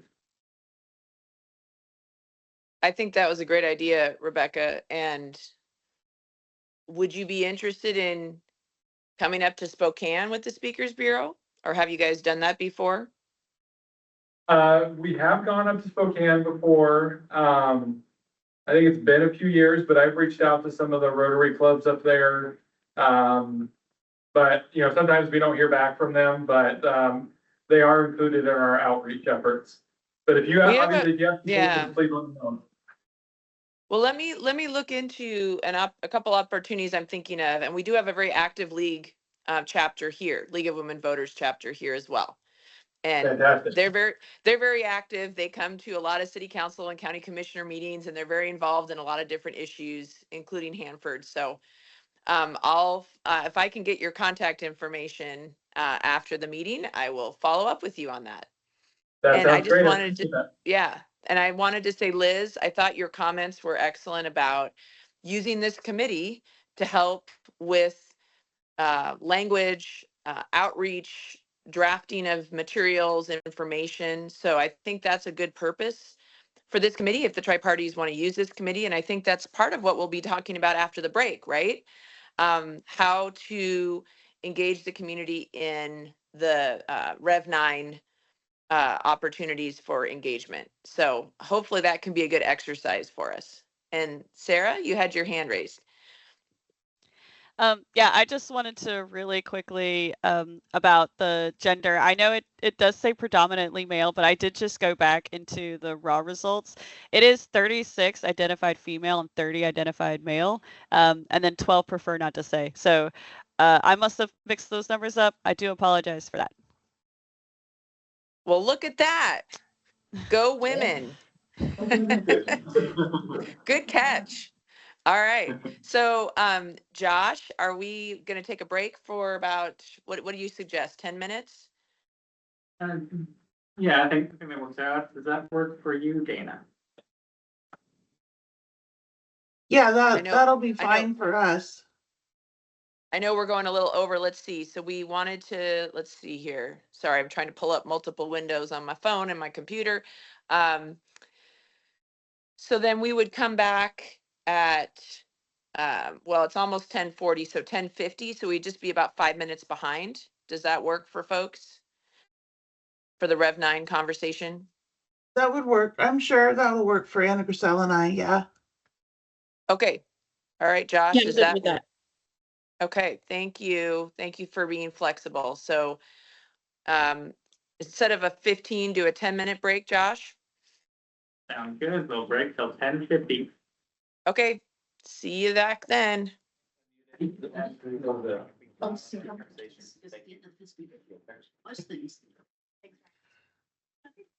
Hi, everybody. Good morning. It's not quite afternoon yet.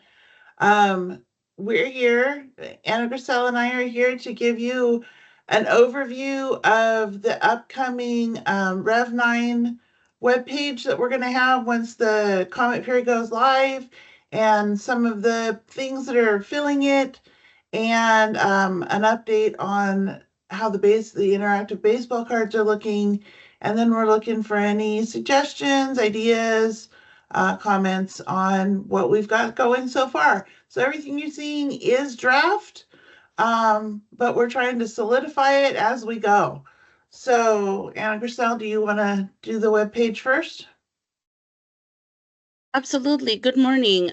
Just like Dana said, we're in preparation for Rev 9A. Just a preface to preface this conversation, this will be a draft public-facing webpage. Just clarifying that this is not yet published, it's just a draft. I would like a couple things from you as I go through the page with you guys. I want you to provide thoughts on general structure of the page. What do you think you want to see as members of the public and the communities that you represent? And also what you find interesting or useful for this type of page, or if you would like us to add anything. And with that, let me share my screen. Okay, can you see my screen? Yeah. Perfect. So let's just start. Again, this is a draft page. The Hanford Sidewalk Permit Revision 9A. We are thinking we are going to put the public comment period information right up top so it's visible as people enter this web page. There is a little bit of a concept of what the Hanford Sidewalk Permit is, obviously. And then we have an I want to box, just like it's the style of our website. We have several short links here, learn how to participate, and then a view to the Rev 9A baseball cards that Dana will talk about in a second. This is information about what was previously done and what Rev 9A is now. We obviously don't have the dates yet, so we have a placeholder information there.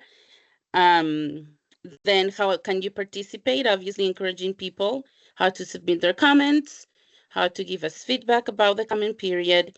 And then I thought it was important to have permit background as well, since it's such a big and all-encompassing permit, since we have 50 plus units that we're gonna permit this year. So we have more information there.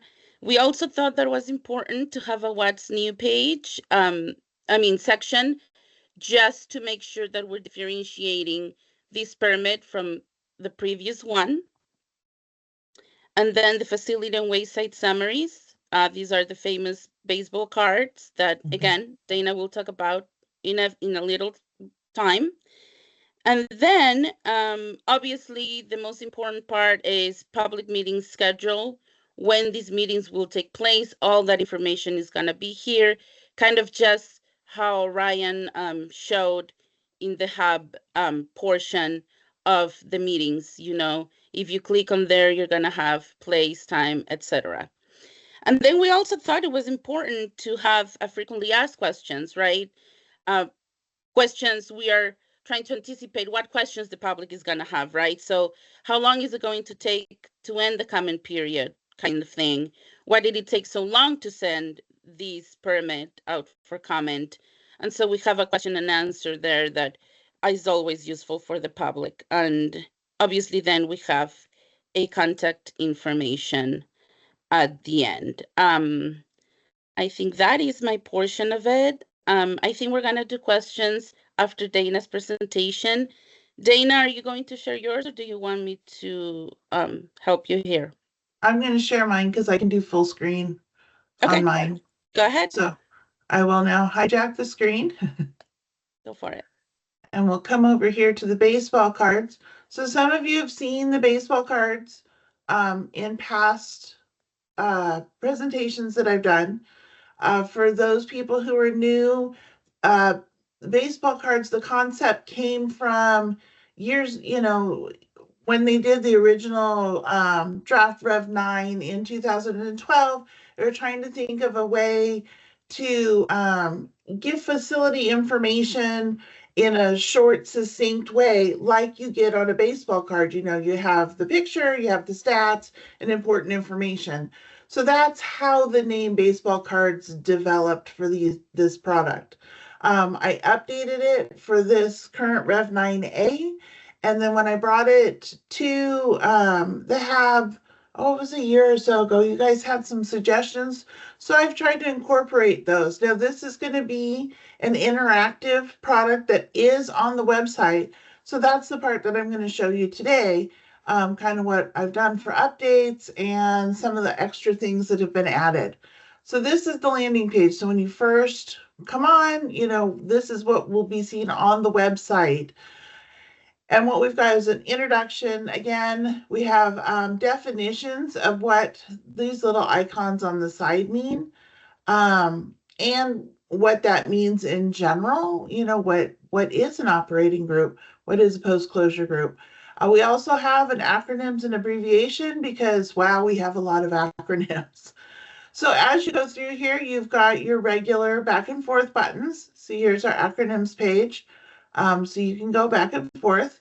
And then you can always hit the home. We'll take you right back to that front page. And then we've got under the little icons, one of the things that was suggested was to have all of the pages linked so that if you knew you wanted to talk about, you were interested in T-Plant, you could just click on T-Plant and it'll go right there. And then you can read about it. And then if you, you're like, oh, now I want to go look at closure unit groups, you can hit the C, it'll take you to a landing page again. And then if there's a particular unit that you're interested in, you can click on it, or you can just kind of scroll through them.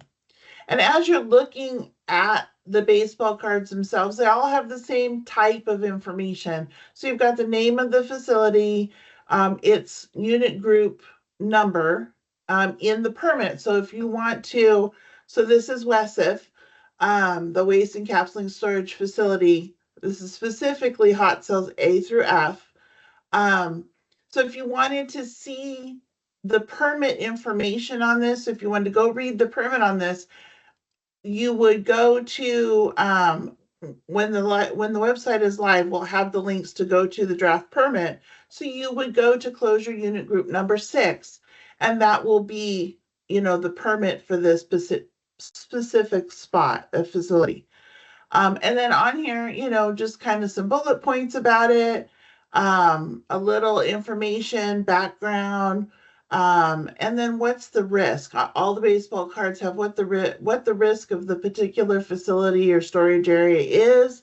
Sometimes it's a risk of what happens if we don't clean it up, what happens during cleanup, some of the problems or, issues. So this varies, but it is, it's very interesting to read. Let me try to have a picture on there. Some of these facilities are very old. And we don't necessarily have an updated picture. So if you see a blurry picture, that might be the best we've got at the time. And then we have an arrow to show you roughly where it is on the Hanford site. So you'll see all of them have this kind of, so this is a picture of the blurry picture, idea of the blurry picture. It's gravel, tumbleweeds, nice sky. We're trying to get some of them updated, but it's a work in progress. But yeah, so from any one of these, you can flip through, you can go to post closure. And then again, if you're on here and you hit a acronym that you don't know, you can hit the little A to Z book here at the bottom and it'll take you to the acronyms page. And then you can always go back to the home page and start fresh again. So that's pretty much the synopsis of the current baseball cards. Do people have any questions? Ideas, thoughts? Questions, ideas, or thoughts? Who would like to contribute some? For either the baseball cards or the website. We're all Once ears. One was printing these, would it be a full page for each card? Yes, I do have there is a PDF version that I have built that will be available on the website. So if you if you want to print them for some reason or just want to print one of them, then that option is available for you. So, if I may. So here we have Amber, Liz, then we'll go to Ed. Okay. You're up, Amber. I just wanted to say that Dana, I really like the visual nature of the ability to scroll back and forth for the baseball cards. So very nice job on that. I think it's it's such a huge document to try and break down for people. So I'm sure there's some suggestions there, but I really like the look of it. And Anna Grisel, I was just thinking at the top of the website, you might want to say what is this and why is it important kind of at the very top, kind of what we were talking about in the last segment when we were talking about the TPA, results of the survey. And then, because if you want people to keep scrolling down for more, I think they have to know what is Rev 9 and why is it important? Just a paragraph. So that was just my thought. And then everything else looks good as you come down, having the public meetings really prominent, and then ways to get involved. But I think I would lead with what is it, and then people may continue to scroll. So that's just my thought. But anyway, nice job. Noted. Thank you so much. Okay, next up we have Liz. Thanks, these look great. I was around when Madeline Brown was first creating these way back the last time the permit was out. And I was the lead issue manager for a very, very, very long process to write comments for the HAB on the permit. One thought, if you have time, or if it's possible, I know there's some restrictions on what language you can use, to put like a kind of like a tag next to the name of it. So something that's accessible language that goes with like process, trench number, it's like no one knows what that means, even though you have all the information there. Like I mean, you would not use this probably, like a ditch with contaminated stuff in it, like something that's like accessible language that goes next to the title, and like totally hold like a brainstorming session and invite people, because it could be pretty fun to figure out like what could you say next to each one. And also, if you can't do it, Hanford Challenge could, if that's helpful. Like we could add in the if you're trying to remember what this one's called, here's like a way to remember it. Just so it's a little bit more accessible than trying to scroll through and being like, wait, what is this? And the other suggestion is to bold some of the text that is super accessible. So assuming people aren't going to read the whole thing, if someone just read the bolded text, would they get the gist of what that unit is? We've done that a lot because we know people aren't going to read everything. I mean, some of us will. We'll be very happy with these, but not everyone will. But good work. Thanks. Thank you. Steph, we have Ed. Just a quick question on the links on the page. Is it technically the actual documents themselves or a summary of the documents? My eyes are not good enough to see that, so. Like On the the webpage of baseball cards. both, either. Okay. Well, Dan, do you want to talk about the baseball cards again with that link that you were talking about? Yeah, I think that's. So on the baseball cards, all the links within it at this point are, you know, to take you around the baseball cards. So it'll take you to the specific units baseball card. I don't have a link on here at the moment to take you back to the permit documents. Really, you just exit out of here and then it'll be above it with the permit comment information on the web page, because this is housed on the Rev 9 web page that Anna Grissel was showing you. So it'll be on that page just right above it. So I didn't really Yeah, I don't really have a link to the permit documents. There's 52 units, 2,000 pages. That's a lot of linking that I don't, I'm not sure how many people are gonna wanna go from the baseball cards to the permit documents themselves. So I think just having it on the web page, probably the easiest. Sorry, my dog had an opinion. Stop.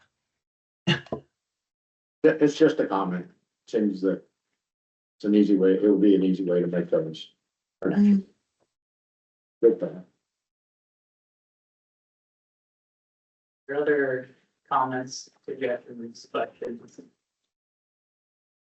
insights?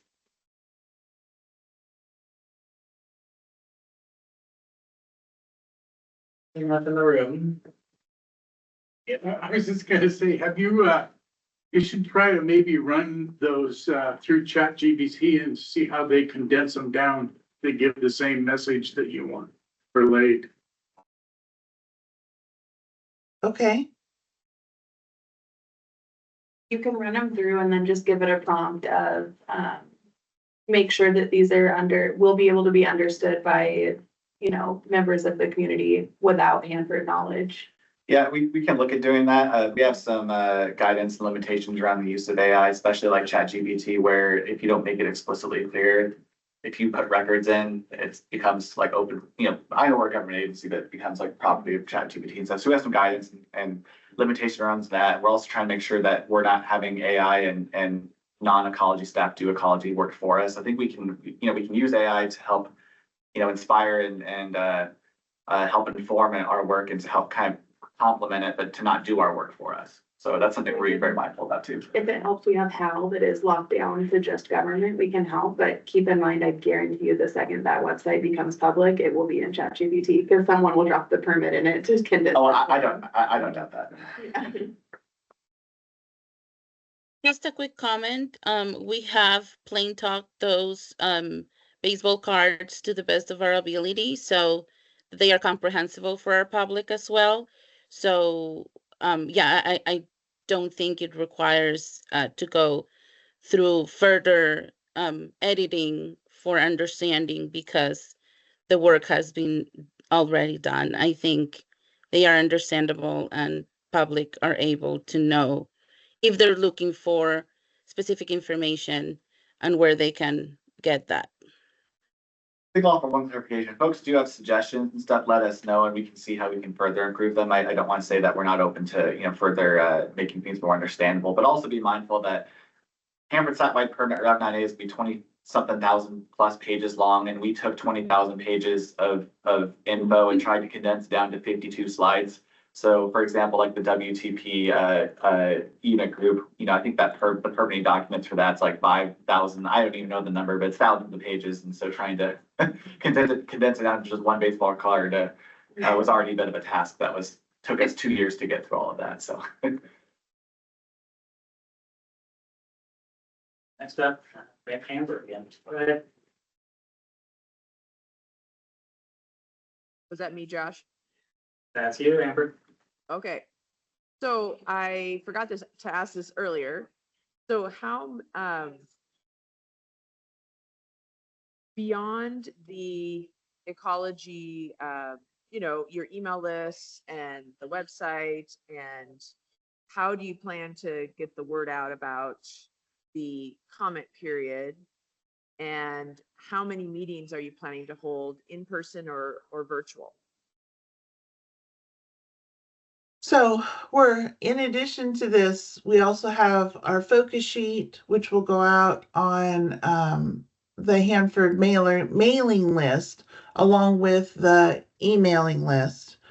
It'll be advertised in newspapers, both locally, and then we're going to have some meetings on the west side, so it'll also be advertised over in Seattle and Portland in the newspapers. We'll have social media. We're looking into seeing if we can get some radio spots and some, earned media. I believe that's the term that Ryan uses with some of the TV stations, so that we can, kind of get as much interest as we possibly can. At this point, we know we're going to have at least 2 public hearings, possibly 3. Two of the hearings will be, I believe they're going to be in person. One might be virtual or in person, not decided yet. And then we'll have some informational meetings, maybe connected to the public hearings. We'll have some virtual informational meetings that might either be general or topical. A lot of it depends on timing and budget. As you know, there's a state budget freeze, so we have to be thoughtful about using what dollars we are able to have. We just need to be really thoughtful about, what we do for travel, and how much, because we can do a lot virtual that doesn't cost too much, but there are benefits to having in-person meetings and in-person hearings. So we just have to try and balance out all of our things in regards to the meetings. But we do want to have more than one. We want to have several informational meetings, and we're even looking at trying to do maybe lunch and learns. So have, 2 or 3 topical, on specific topics, maybe on tanks or on a specific, facility or something that would be during the lunchtime period, that would have a short informational discussion and then questions and answers afterwards. So we're trying to look at a variety of different ways and times to contact, to allow people to come and ask questions, because that's the big thing we want. We want them to be able to ask questions so that they know what they want to look for in the permit, what they want to comment on, where to find the things that concern them. Because some people are very concerned about tank waste. Other people are very concerned about groundwater. Some people are, there's just all over the place. Some people are just concerned and they don't know where to put their concern. So we're trying to, give as much information as we can so that they can figure out where they want to put their concern. Does that make sense? Yeah, I appreciate that, Dana. I think a lot of time people just have a lot of questions, right? Mhm. About Yes. what the changes are, and they just want to better understand. So having that opportunity to do that in Q&A and comment sessions, either online or in person. So when, and I know you mentioned this earlier this morning, when do you plan to roll out where those opportunities will be, the public meetings? As soon as we get dates. Okay. We're still waiting for them to, for the permit writers to, you know, finish up all the stuff so that we can get finalized dates for the comment period. And then, because the public hearings will be within the comment period, some of the informational meetings we might be able to have prior to the comment period starting, so people know, you know, kind of what to look for when it opens up. But at this point, we're kind of just in a holding pattern while they get the last of the permit documents buttoned up. And we're continuing to do some, sorry, Amber, we're continuing to also do research on like, we're continuing to do like research and stuff too on like meeting locations and venues. And it's a ongoing ask if folks have suggestions or ideas on like venues. You know, we're looking at like areas like here in Tri-Cities, the West Side, down in Oregon. If you have suggestions or ideas on venues and stuff, please let us know. I think specifically, like Dana said, we're still navigating a budget and travel freeze and how we can still hold meaningful, you know, public involvement navigating that. So if you have specifically ideas on like venues that are like free or low cost, that are also still, you know, a great resource, we can still hold like a hybrid function and stuff. That'd be really great feedback to get if folks, and feel free to send it to us at any time if you have any kind of suggestions on those kind of things. I appreciate that. I will. And maybe we can talk more about it tomorrow at the HAB leadership retreat if other people on the HAB have ideas. My last little comment, Anna Grizel, I'm sorry, I forgot to say this earlier. I think it's really important to highlight changes. And you had said that in the website, you're going to have an area for like, this is the way it was, this is the proposed change. And I think for most people out there, that's what they're going to want to look at. Like, okay, what really is changing in this huge document, right? Like, what are the key top 10 changes that people should care about and maybe want to give input into? So those are just my thoughts. Thanks. So maybe, Amber, are you thinking maybe a list? These are the top 10 and maybe like a bullet list kind of, so it's more. Yeah, I mean, readable. I know there's a lot of minor changes, right? But like the major changes, and I guess that is subjective, but there are obviously some, you know, larger changes in this revision that could be highlights. You could call them highlights, like highlighted changes in this revision, and maybe pick 5 or 10. I don't know. That's just a thought, because somebody could quickly look at those and then they could go to the baseball cards, right, to learn more about that particular revision. Perfect. Thank you. Is it transferable to your template to other, and this is specific to Hanford, but to other ecological challenges in Washington State? And I really like that model. It doesn't dumb things down, but it gently pulls you in and tells you, you know, what the challenges are. And I think you should get a hold of Oregon DEQ and give them your template. I will say, I can't speak for the Oregon side of things, but I know some of our other programs at Ecology. So Dana was showcasing the kind of interactive kind of template in, which I think is in Adobe or something like that. But we do have some other programs that when they have comment periods and hearings, that they actually utilize the same software. So like, for example, there's a Golden Bill Energy Storage Project comment period that they had like a big interactive, like virtual open house that they did. So I know some of our other programs utilize some of those tools, but yeah, that'd be always happy to talk about it if folks want to learn more. We have some more thoughts from Liz. You're up. Hello again.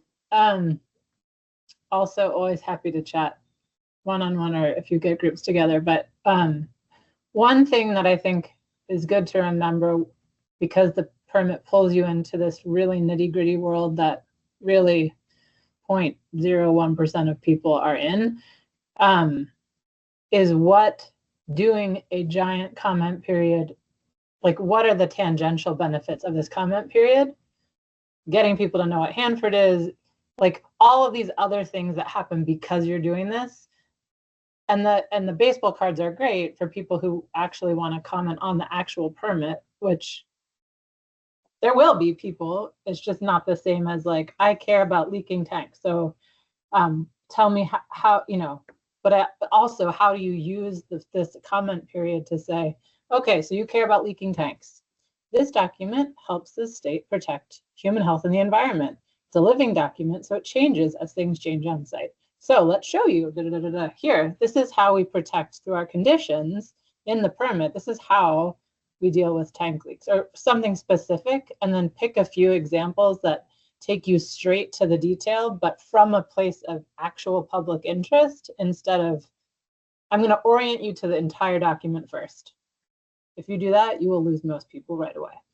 Start with a question they have, and then use the details to get to, you know, kind of connect those questions to the document. And I think the lunch conversations would be really great for that. Where you could be like, today we're going to talk about this. What do people actually, like, you're talking to your neighbor, or you work on site. How does the permit actually apply to these real concerns, or these like really accessible things? And I would be super happy to talk offline if that's helpful, but, and I'm sure this committee too, but good luck. This is a hard one. Thank you.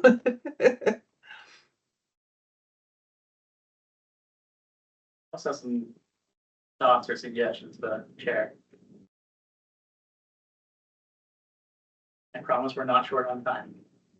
I just have one, if I can. I just wanted to thank the members. I know we've been coming to probably the fourth, fifth, or sixth time we've come to share kind of pre-rev 9 stuff with the Hab, and I know we continue to have the conversation around trying to come early and share materials, and I hope that the Hab can see that we're doing that. We're trying to do that. I know the agencies in general are trying to do it. For example, I know Energy and brought that 324 briefing a couple months ago before the comment period starts. So know that we are hearing you and listening to you, and hopefully you're seeing, you know, your comments making an impact, because like Dana said, we've made changes based on previous meetings with the COE committee and stuff. So just know that we value this engagement and really get a lot out of it. Yes, we do. Just one last comment from me. I know because of the nature of this permit, for it being so long and so, again, all-encompassing, we appreciate all the comments from the Hab and also the constituencies you represent. So at any time, it doesn't have to be in this meeting. If at any time you have any comments of how we can better these for the public, please let us know. Email us. Ryan is our representative with the Hab. And yeah, we're always happy to hear your comments, your suggestions. And yeah, we're here. We're all here for the same goal. So thanks for listening today. The final chat. Is there any other comments or suggestions that would like to share?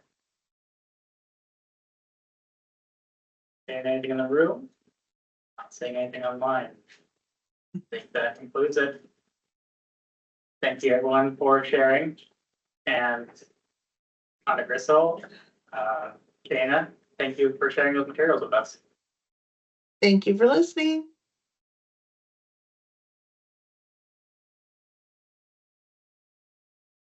Amber, I think we're Okay, ready Josh, to move. so we're going to our business of our meeting, right? I think so. So can you help us with the leadership elections? We're doing those elections today? Yes, that's correct. So we had a call for nominations leading up to this meeting.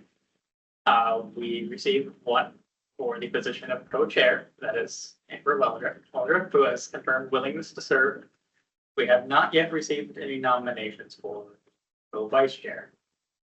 The current vice chair, Michelle Holt, has announced that she will not be continuing that position for the next fiscal year.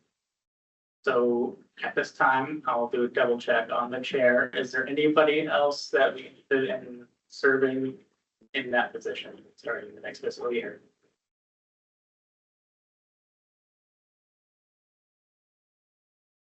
Okay.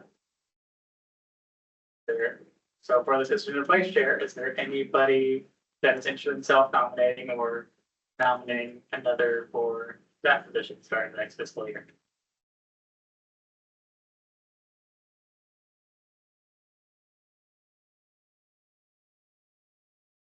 It sounds like that. Okay. So I think with that, with our, Amber, you are running unopposed for chair. I think we can move forward with nominations on this one position and perhaps revisit vice chair nomination another time. That sounds like a reasonable plan. That sounds fine. We'll try and recruit somebody. Come on, somebody. Stand up to help me out. It'd be great to have a compadre in the Tri-Cities for when I have to zoom in, or, you know, I've really appreciated Michelle stepping in a few times when I was on vacation. So it's always great to have a vice chair. We'll keep working on it if no one's interested in stepping up today.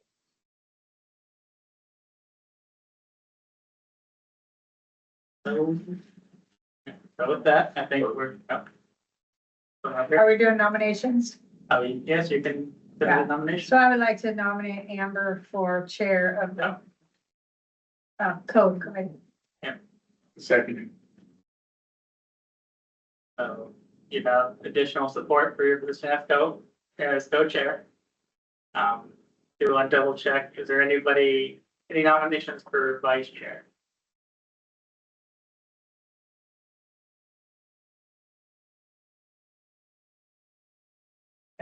So that we're going to move forward with our one election. Do you have any additional things to share before we run this through confirmation? I appreciate everybody. I'm sorry that the travel issues, the reimbursement for travel has been a real an issue since March. So I am concerned about that, but I think we'll talk more about that tomorrow at the HAB leadership retreat. I am going to drive down tomorrow for that, just for the day, but I would like to be in person as much as possible. And so, but I will do my best to be both virtual and in person. So thank you for the nomination, Rebecca. I'll run this check for consensus. Is everybody in support of Amber as continuing her term as vice chair or chair of the COE? See thumbs up in the room, raise hands, smiles. Has anybody not support? Hey, congratulations, Amber. You will again serve as co-chair starting October 1st. When you say co-chair, it makes it sound like she's gonna be co-chair. Yeah. I know. That's caught me off guard. Yeah. All right, well, we'll keep looking for a vice chair. We'll be talking it up over the next couple months, see if we can find somebody on the board to step up. So I'll work on that. So the next item on the agenda is leadership workshop input. This would be what the COE members would like Amber to carry forward in tomorrow's meeting.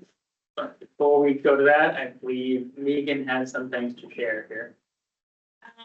Just for the new people on the meeting, I know a lot of people in the room were already here last year, so they've already heard this, but Amber, I guess you specifically going into the meeting tomorrow, there's kind of a path forward change as far as the work plan goes. So rather than taking this time to talk about things you want to see on the work plan, that actually will kind of already be done and ready for us to discuss tomorrow.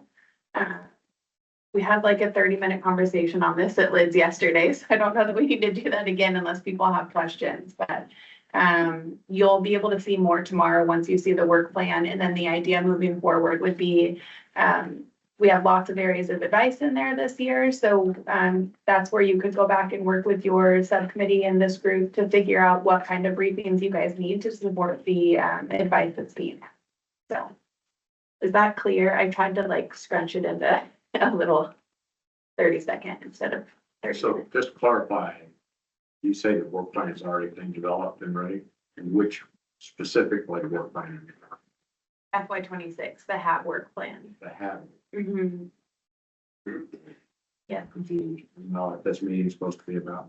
You guys already done that. Yeah, so the agenda It's a was, change of process this year. yeah, the agenda was already done and sent to headquarters months ago for the long approval process, and so it was before I was even part of HAB, so. Yeah, we're good.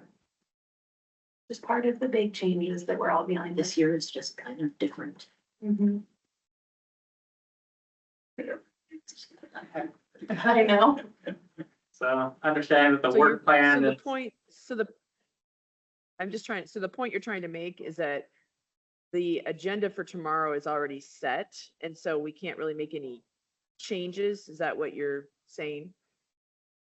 No, your agenda for today, so where it talks about, input for the FY 26 work plan, we already have the work plan developed and ready to talk about tomorrow.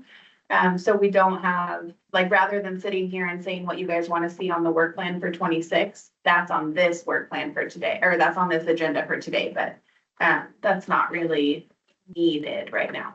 And the input from the past committee Has already been discussion reviewed, yeah. has been incorporated to the maximum amount extent possible. Yeah, yeah. So the Okay, item, got it. last committee meeting, everybody discussed what they'd like to see in the work plan. Yeah. That information has been factored in. Yeah. Okay, got it. Clear as mud Here's one. or sludge. One day at a time, guys. I think you're up. Thanks. I missed the conversation in Lids yesterday, but just to be clear, the work plan should be a collaboration between the board and the agencies. It's not a one-directional document. So as long as the conversations from the COE in past meetings have been included, I don't think there's an issue. But if we're not having input into the work plan, that's a concern. There's definitely input. We reviewed all of the notes and everything from past meetings, and then I actually worked with Ryan and Roberto too to make sure that ecology and EPA were represented and okay with what we were putting forward, so. Yeah, Yeah. in the past, the board has brought a set of topics for the work plan, and the agencies had brought a set of topics, and then at the leadership shop, we collaborated and made a master list. It sounds Yeah. like that's not what's happening, and that's certainly a shift. Yep, yeah, it's just part of the change that we can all talk about tomorrow as well. And I apologize, Tom, because you weren't in Lids. A lot of the people are duplicates, so they heard it. But yes, as you're saying, correct. So in the past, it's been done where we waited, but the direction that I was given was that we need to, essentially DOE was supposed to prepare the work plan, and that was just it. I went outside my gray area box and involved a lot more people than just myself. So I made sure that everything was represented from past meetings and ecology and EPA as well. So hopefully you won't be disappointed because there has been a lot of work put into it. Does this have to change our bylaws? I don't think so, because I don't think it's in the bylaws. It's not in the bylaws. It's not consistent with the operating ground rules, though, so we'll have to make sure that we talk about that as we update those. Yeah, and we can look at that. That's something we can discuss tomorrow as well with those, because the desk reference from EMSSAB will be changing, and once that's updated, then we can update our ground rules. But it is not out of line with FACA and current desk reference for EMSSAB and all of that. So it might be a little off of what our ground rules say, but it's not different from what's expected higher up, if that. So I agree with Tom that I'm not sure what the new guidance is, but I guess we'll talk about it tomorrow, because is it a timing issue? Or is it an issue that the HAB has no say directly into our own agenda for the next year? You're saying that FACA says that DOE gets to decide what the advisory boards get to talk about? Kind of what I've been told, and I mean, that's a little more drastic than I'm trying to make it sound, and I hope it's not coming across that way. It's essentially like we will have the initial stab at the work plan and kind of the advice that we are looking for as the Department of Energy to make sure that HAB is set up for success in coming into FY 26. So there's just certain things that we're, rather than you guys having to come up with advice on your own topics and then that not be something that the agencies might be looking for, we sat down and really hashed out what the agencies can really use your help on and made sure that all of that was reflected in the work plan for this next year. So just to point out, we will still need to pass the work plan through the full board in, I guess, the August board meeting. And we can still write advice on whatever we want in addition to what the agencies have recommended. Yeah, you guys can always do advice outside of the work plan if you guys want to. I just reviewing what I knew, very little I knew from the past. I wanted to make sure that we were giving you guys a lot of opportunities to help out in different areas that we might have not had in the past. So you guys will see that tomorrow. I let everyone know yesterday. I think last year's work plan was 2 pieces of advice. This year's work plan has 13. So we have a lot more areas that we really want you guys to be a voice for us and kind of help us move forward. So Yeah, and let me just add on too. I think what Megan's been doing a good job talking about is really trying to get at is I think the last couple of years there's been we've gotten back in the process of adding back in the TPA requested advice and actions the last couple of years in the work plan. That being said, we just provided like the topic, didn't provide a lot of context around it, and there's been some instances where we requested advice and then maybe necessarily didn't do a lot of briefings or kind of providing the resources that you guys could do the advice. So I think that's been a big focus this year has been coming up with a list of advice requests that the agencies or individual agencies, really would like feedback and help on, and then trying to commit ourselves to being able to provide those resources. That way you guys can be set up for success to provide it.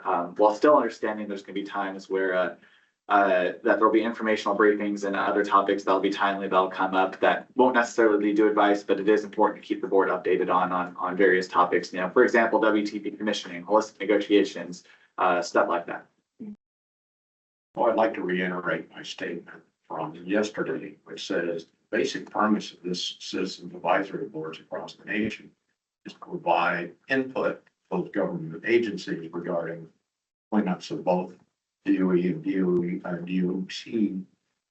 DOD sites.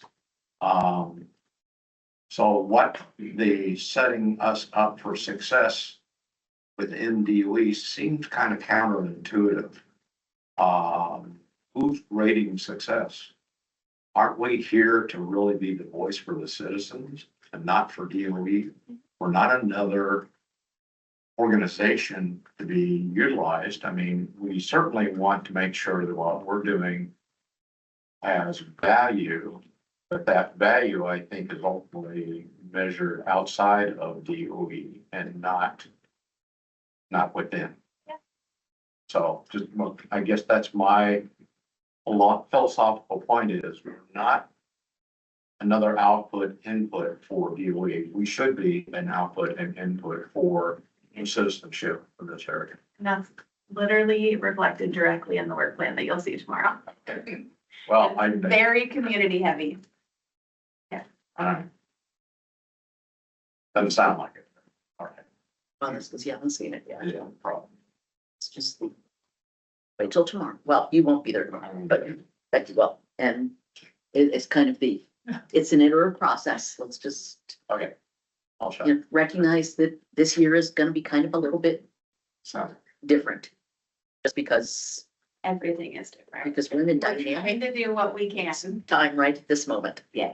The thing is that we have this unfortunate experience that every time we start changing things, somebody goes to court. And then everything stops, and then you're on embargo, and then the project doesn't accomplish anything, and we go through this routine over and over and over again. And yeah, it's slow progress. Just know that we're trying to help you guys.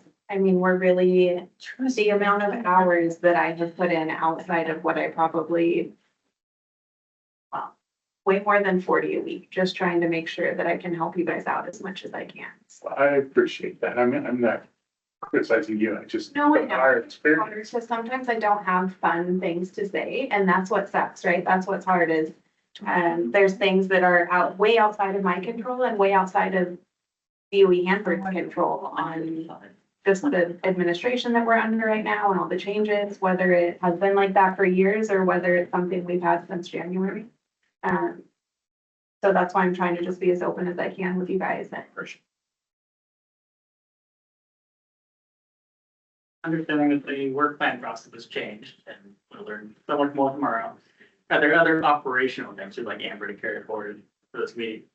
Perhaps, dates you need avoided on the calendar or agenda setting methodology, anything along those lines? I think this calendar's been set as well, hasn't it? Not set. I mean, I have a draft. We do have room to talk about that. Absolutely. I mean, I already have it in the work plan just because that's how the work plan's been written, that the dates are already in the work plan, but yeah, if there's, I think something I added this year to the calendar was I have light grayed out boxes of dates that we need to avoid, like National Cleanup Workshop and waste management and the bigger things. So that's something I thought would maybe be beneficial to everyone, so you can see why things are moved where they're at. So if you guys have big dates that we should be avoiding, that's one. I don't know how many of you guys attend Women in Business. I wanted to bring that up earlier because I think that's a great venue that we could use to get out in the public more, but that's a date we should avoid. Stuff like that. So when's this going to be shared first? When we meet again. When we meet again. My plan, so as we kind of talked about yesterday, I know it's new for some of the people online. My goal and hope is that we can have full discussions on it in August and maybe even have a committee of the whole that second day so that we can sit and talk as we talked about yesterday. What are some discussion topics and informational topics you guys would like to see that would help you guys prepare advice? My thinking is August might be a little late. We could still do it, but this is against fiscal year. So we don't see that till August. If there's any contentious issues, we'll be able to talk to them resolve. I don't see there being major issues. I really don't. And I'll have all of leadership tomorrow that's gonna see it. Sue and Mia have seen it. Ecology and EAPA have seen it. I can't imagine there being anything that's gonna hit you guys out of left field apart from us putting way more advice for us in there this year. And dates we should have figured out by then. So August would be, you guys would have it before the meeting, ideally, so that you guys could review it and then we could discuss what topics you guys would like to see next year.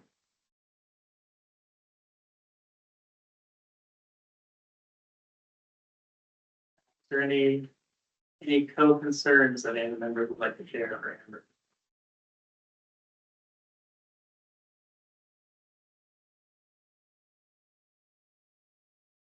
I think we've already talked it to death.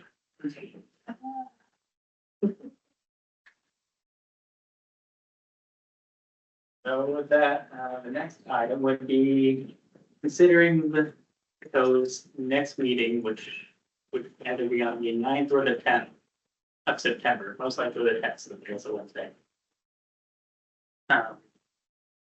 So Brian, are we on track for the community engagement plan that you have? I think we are. I've been in close touch with our headquarters person that's been trying to finalize the agency-wide community engagement plan. And the last I heard was, I think things are gelling up. It'd be polished up this summer and we could be on track to do a presentation on this September. I'm gonna go back and as soon as I said that, probably being stiff, but let me go back and check it and I can verify. But the last I heard, it was positive progress. Is there anything else on the horizon that the key agencies might want to input on? Absolutely. And if we have the work plan and everything out, if they have time on their agenda, they could start talking about that first piece of advice if they want to. So, yeah, well, this is still in the current fiscal year. There's nothing stopping us from getting a head start on it next year's work plan. Right. One thing I was thinking is that we've got a couple large community events coming up. One would be the hydroplane races. That certainly that's a place for outreach. If somebody wants to, the group, takes it up with us. Yes. The SS mismanagement, yes, again. But anyway, I was just thinking that there are some public events coming up in the Tri-Cities area. There's also that triathlon that's gonna be here, Oh, yeah. and it's sponsored by a lot of companies, Hanford companies. I think CPC goes. It would be cool to get outsiders' opinions, like people coming to Hanford. Uh-huh, The Ironman, yeah, yeah, Yeah. and then same weekend the Sausage Fest too, so. Yeah. That's a big community event. yeah, I mean, there could be an opportunity there to set up a booth somewhere.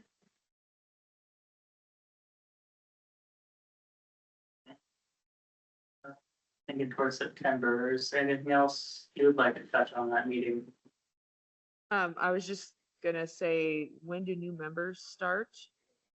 Would that be their first meeting?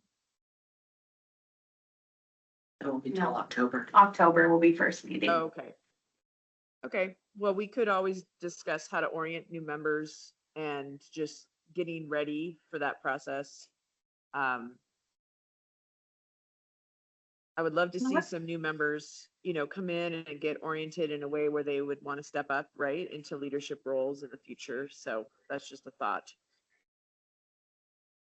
That is in fact the one item in the proposed work plan that we haven't touched on yet this fiscal year. And it rolls over to next year too. A little Easter egg surprise for tomorrow.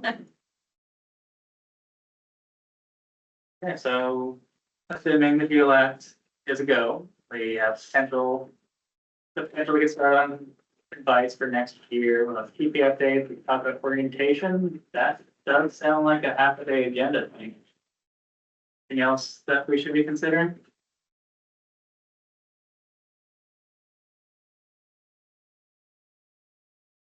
Well, if the community engagement plan doesn't shake out, I can call up something pretty easy, I think, so. Ed, Amber? Oh, I was just gonna say, I think we'll be informed by more discussion on the work plan tomorrow too. Yep. And so we'll figure out this agenda in the next month or so. We'll want this near complete around the end of July. All submissions should, of course. That, visit other subcommittee business. Is there anything else we need to touch on before we adjourn today? Oh, no. Not getting that question from the people in the room. What do you think, Amber? Nope, I think were you asking if we're ready to adjourn? If there's anything else we need to cover, the other subcommittee business, but I don't think so. I think we're good. I think we're good then. For permission, we will adjourn. Thank you all.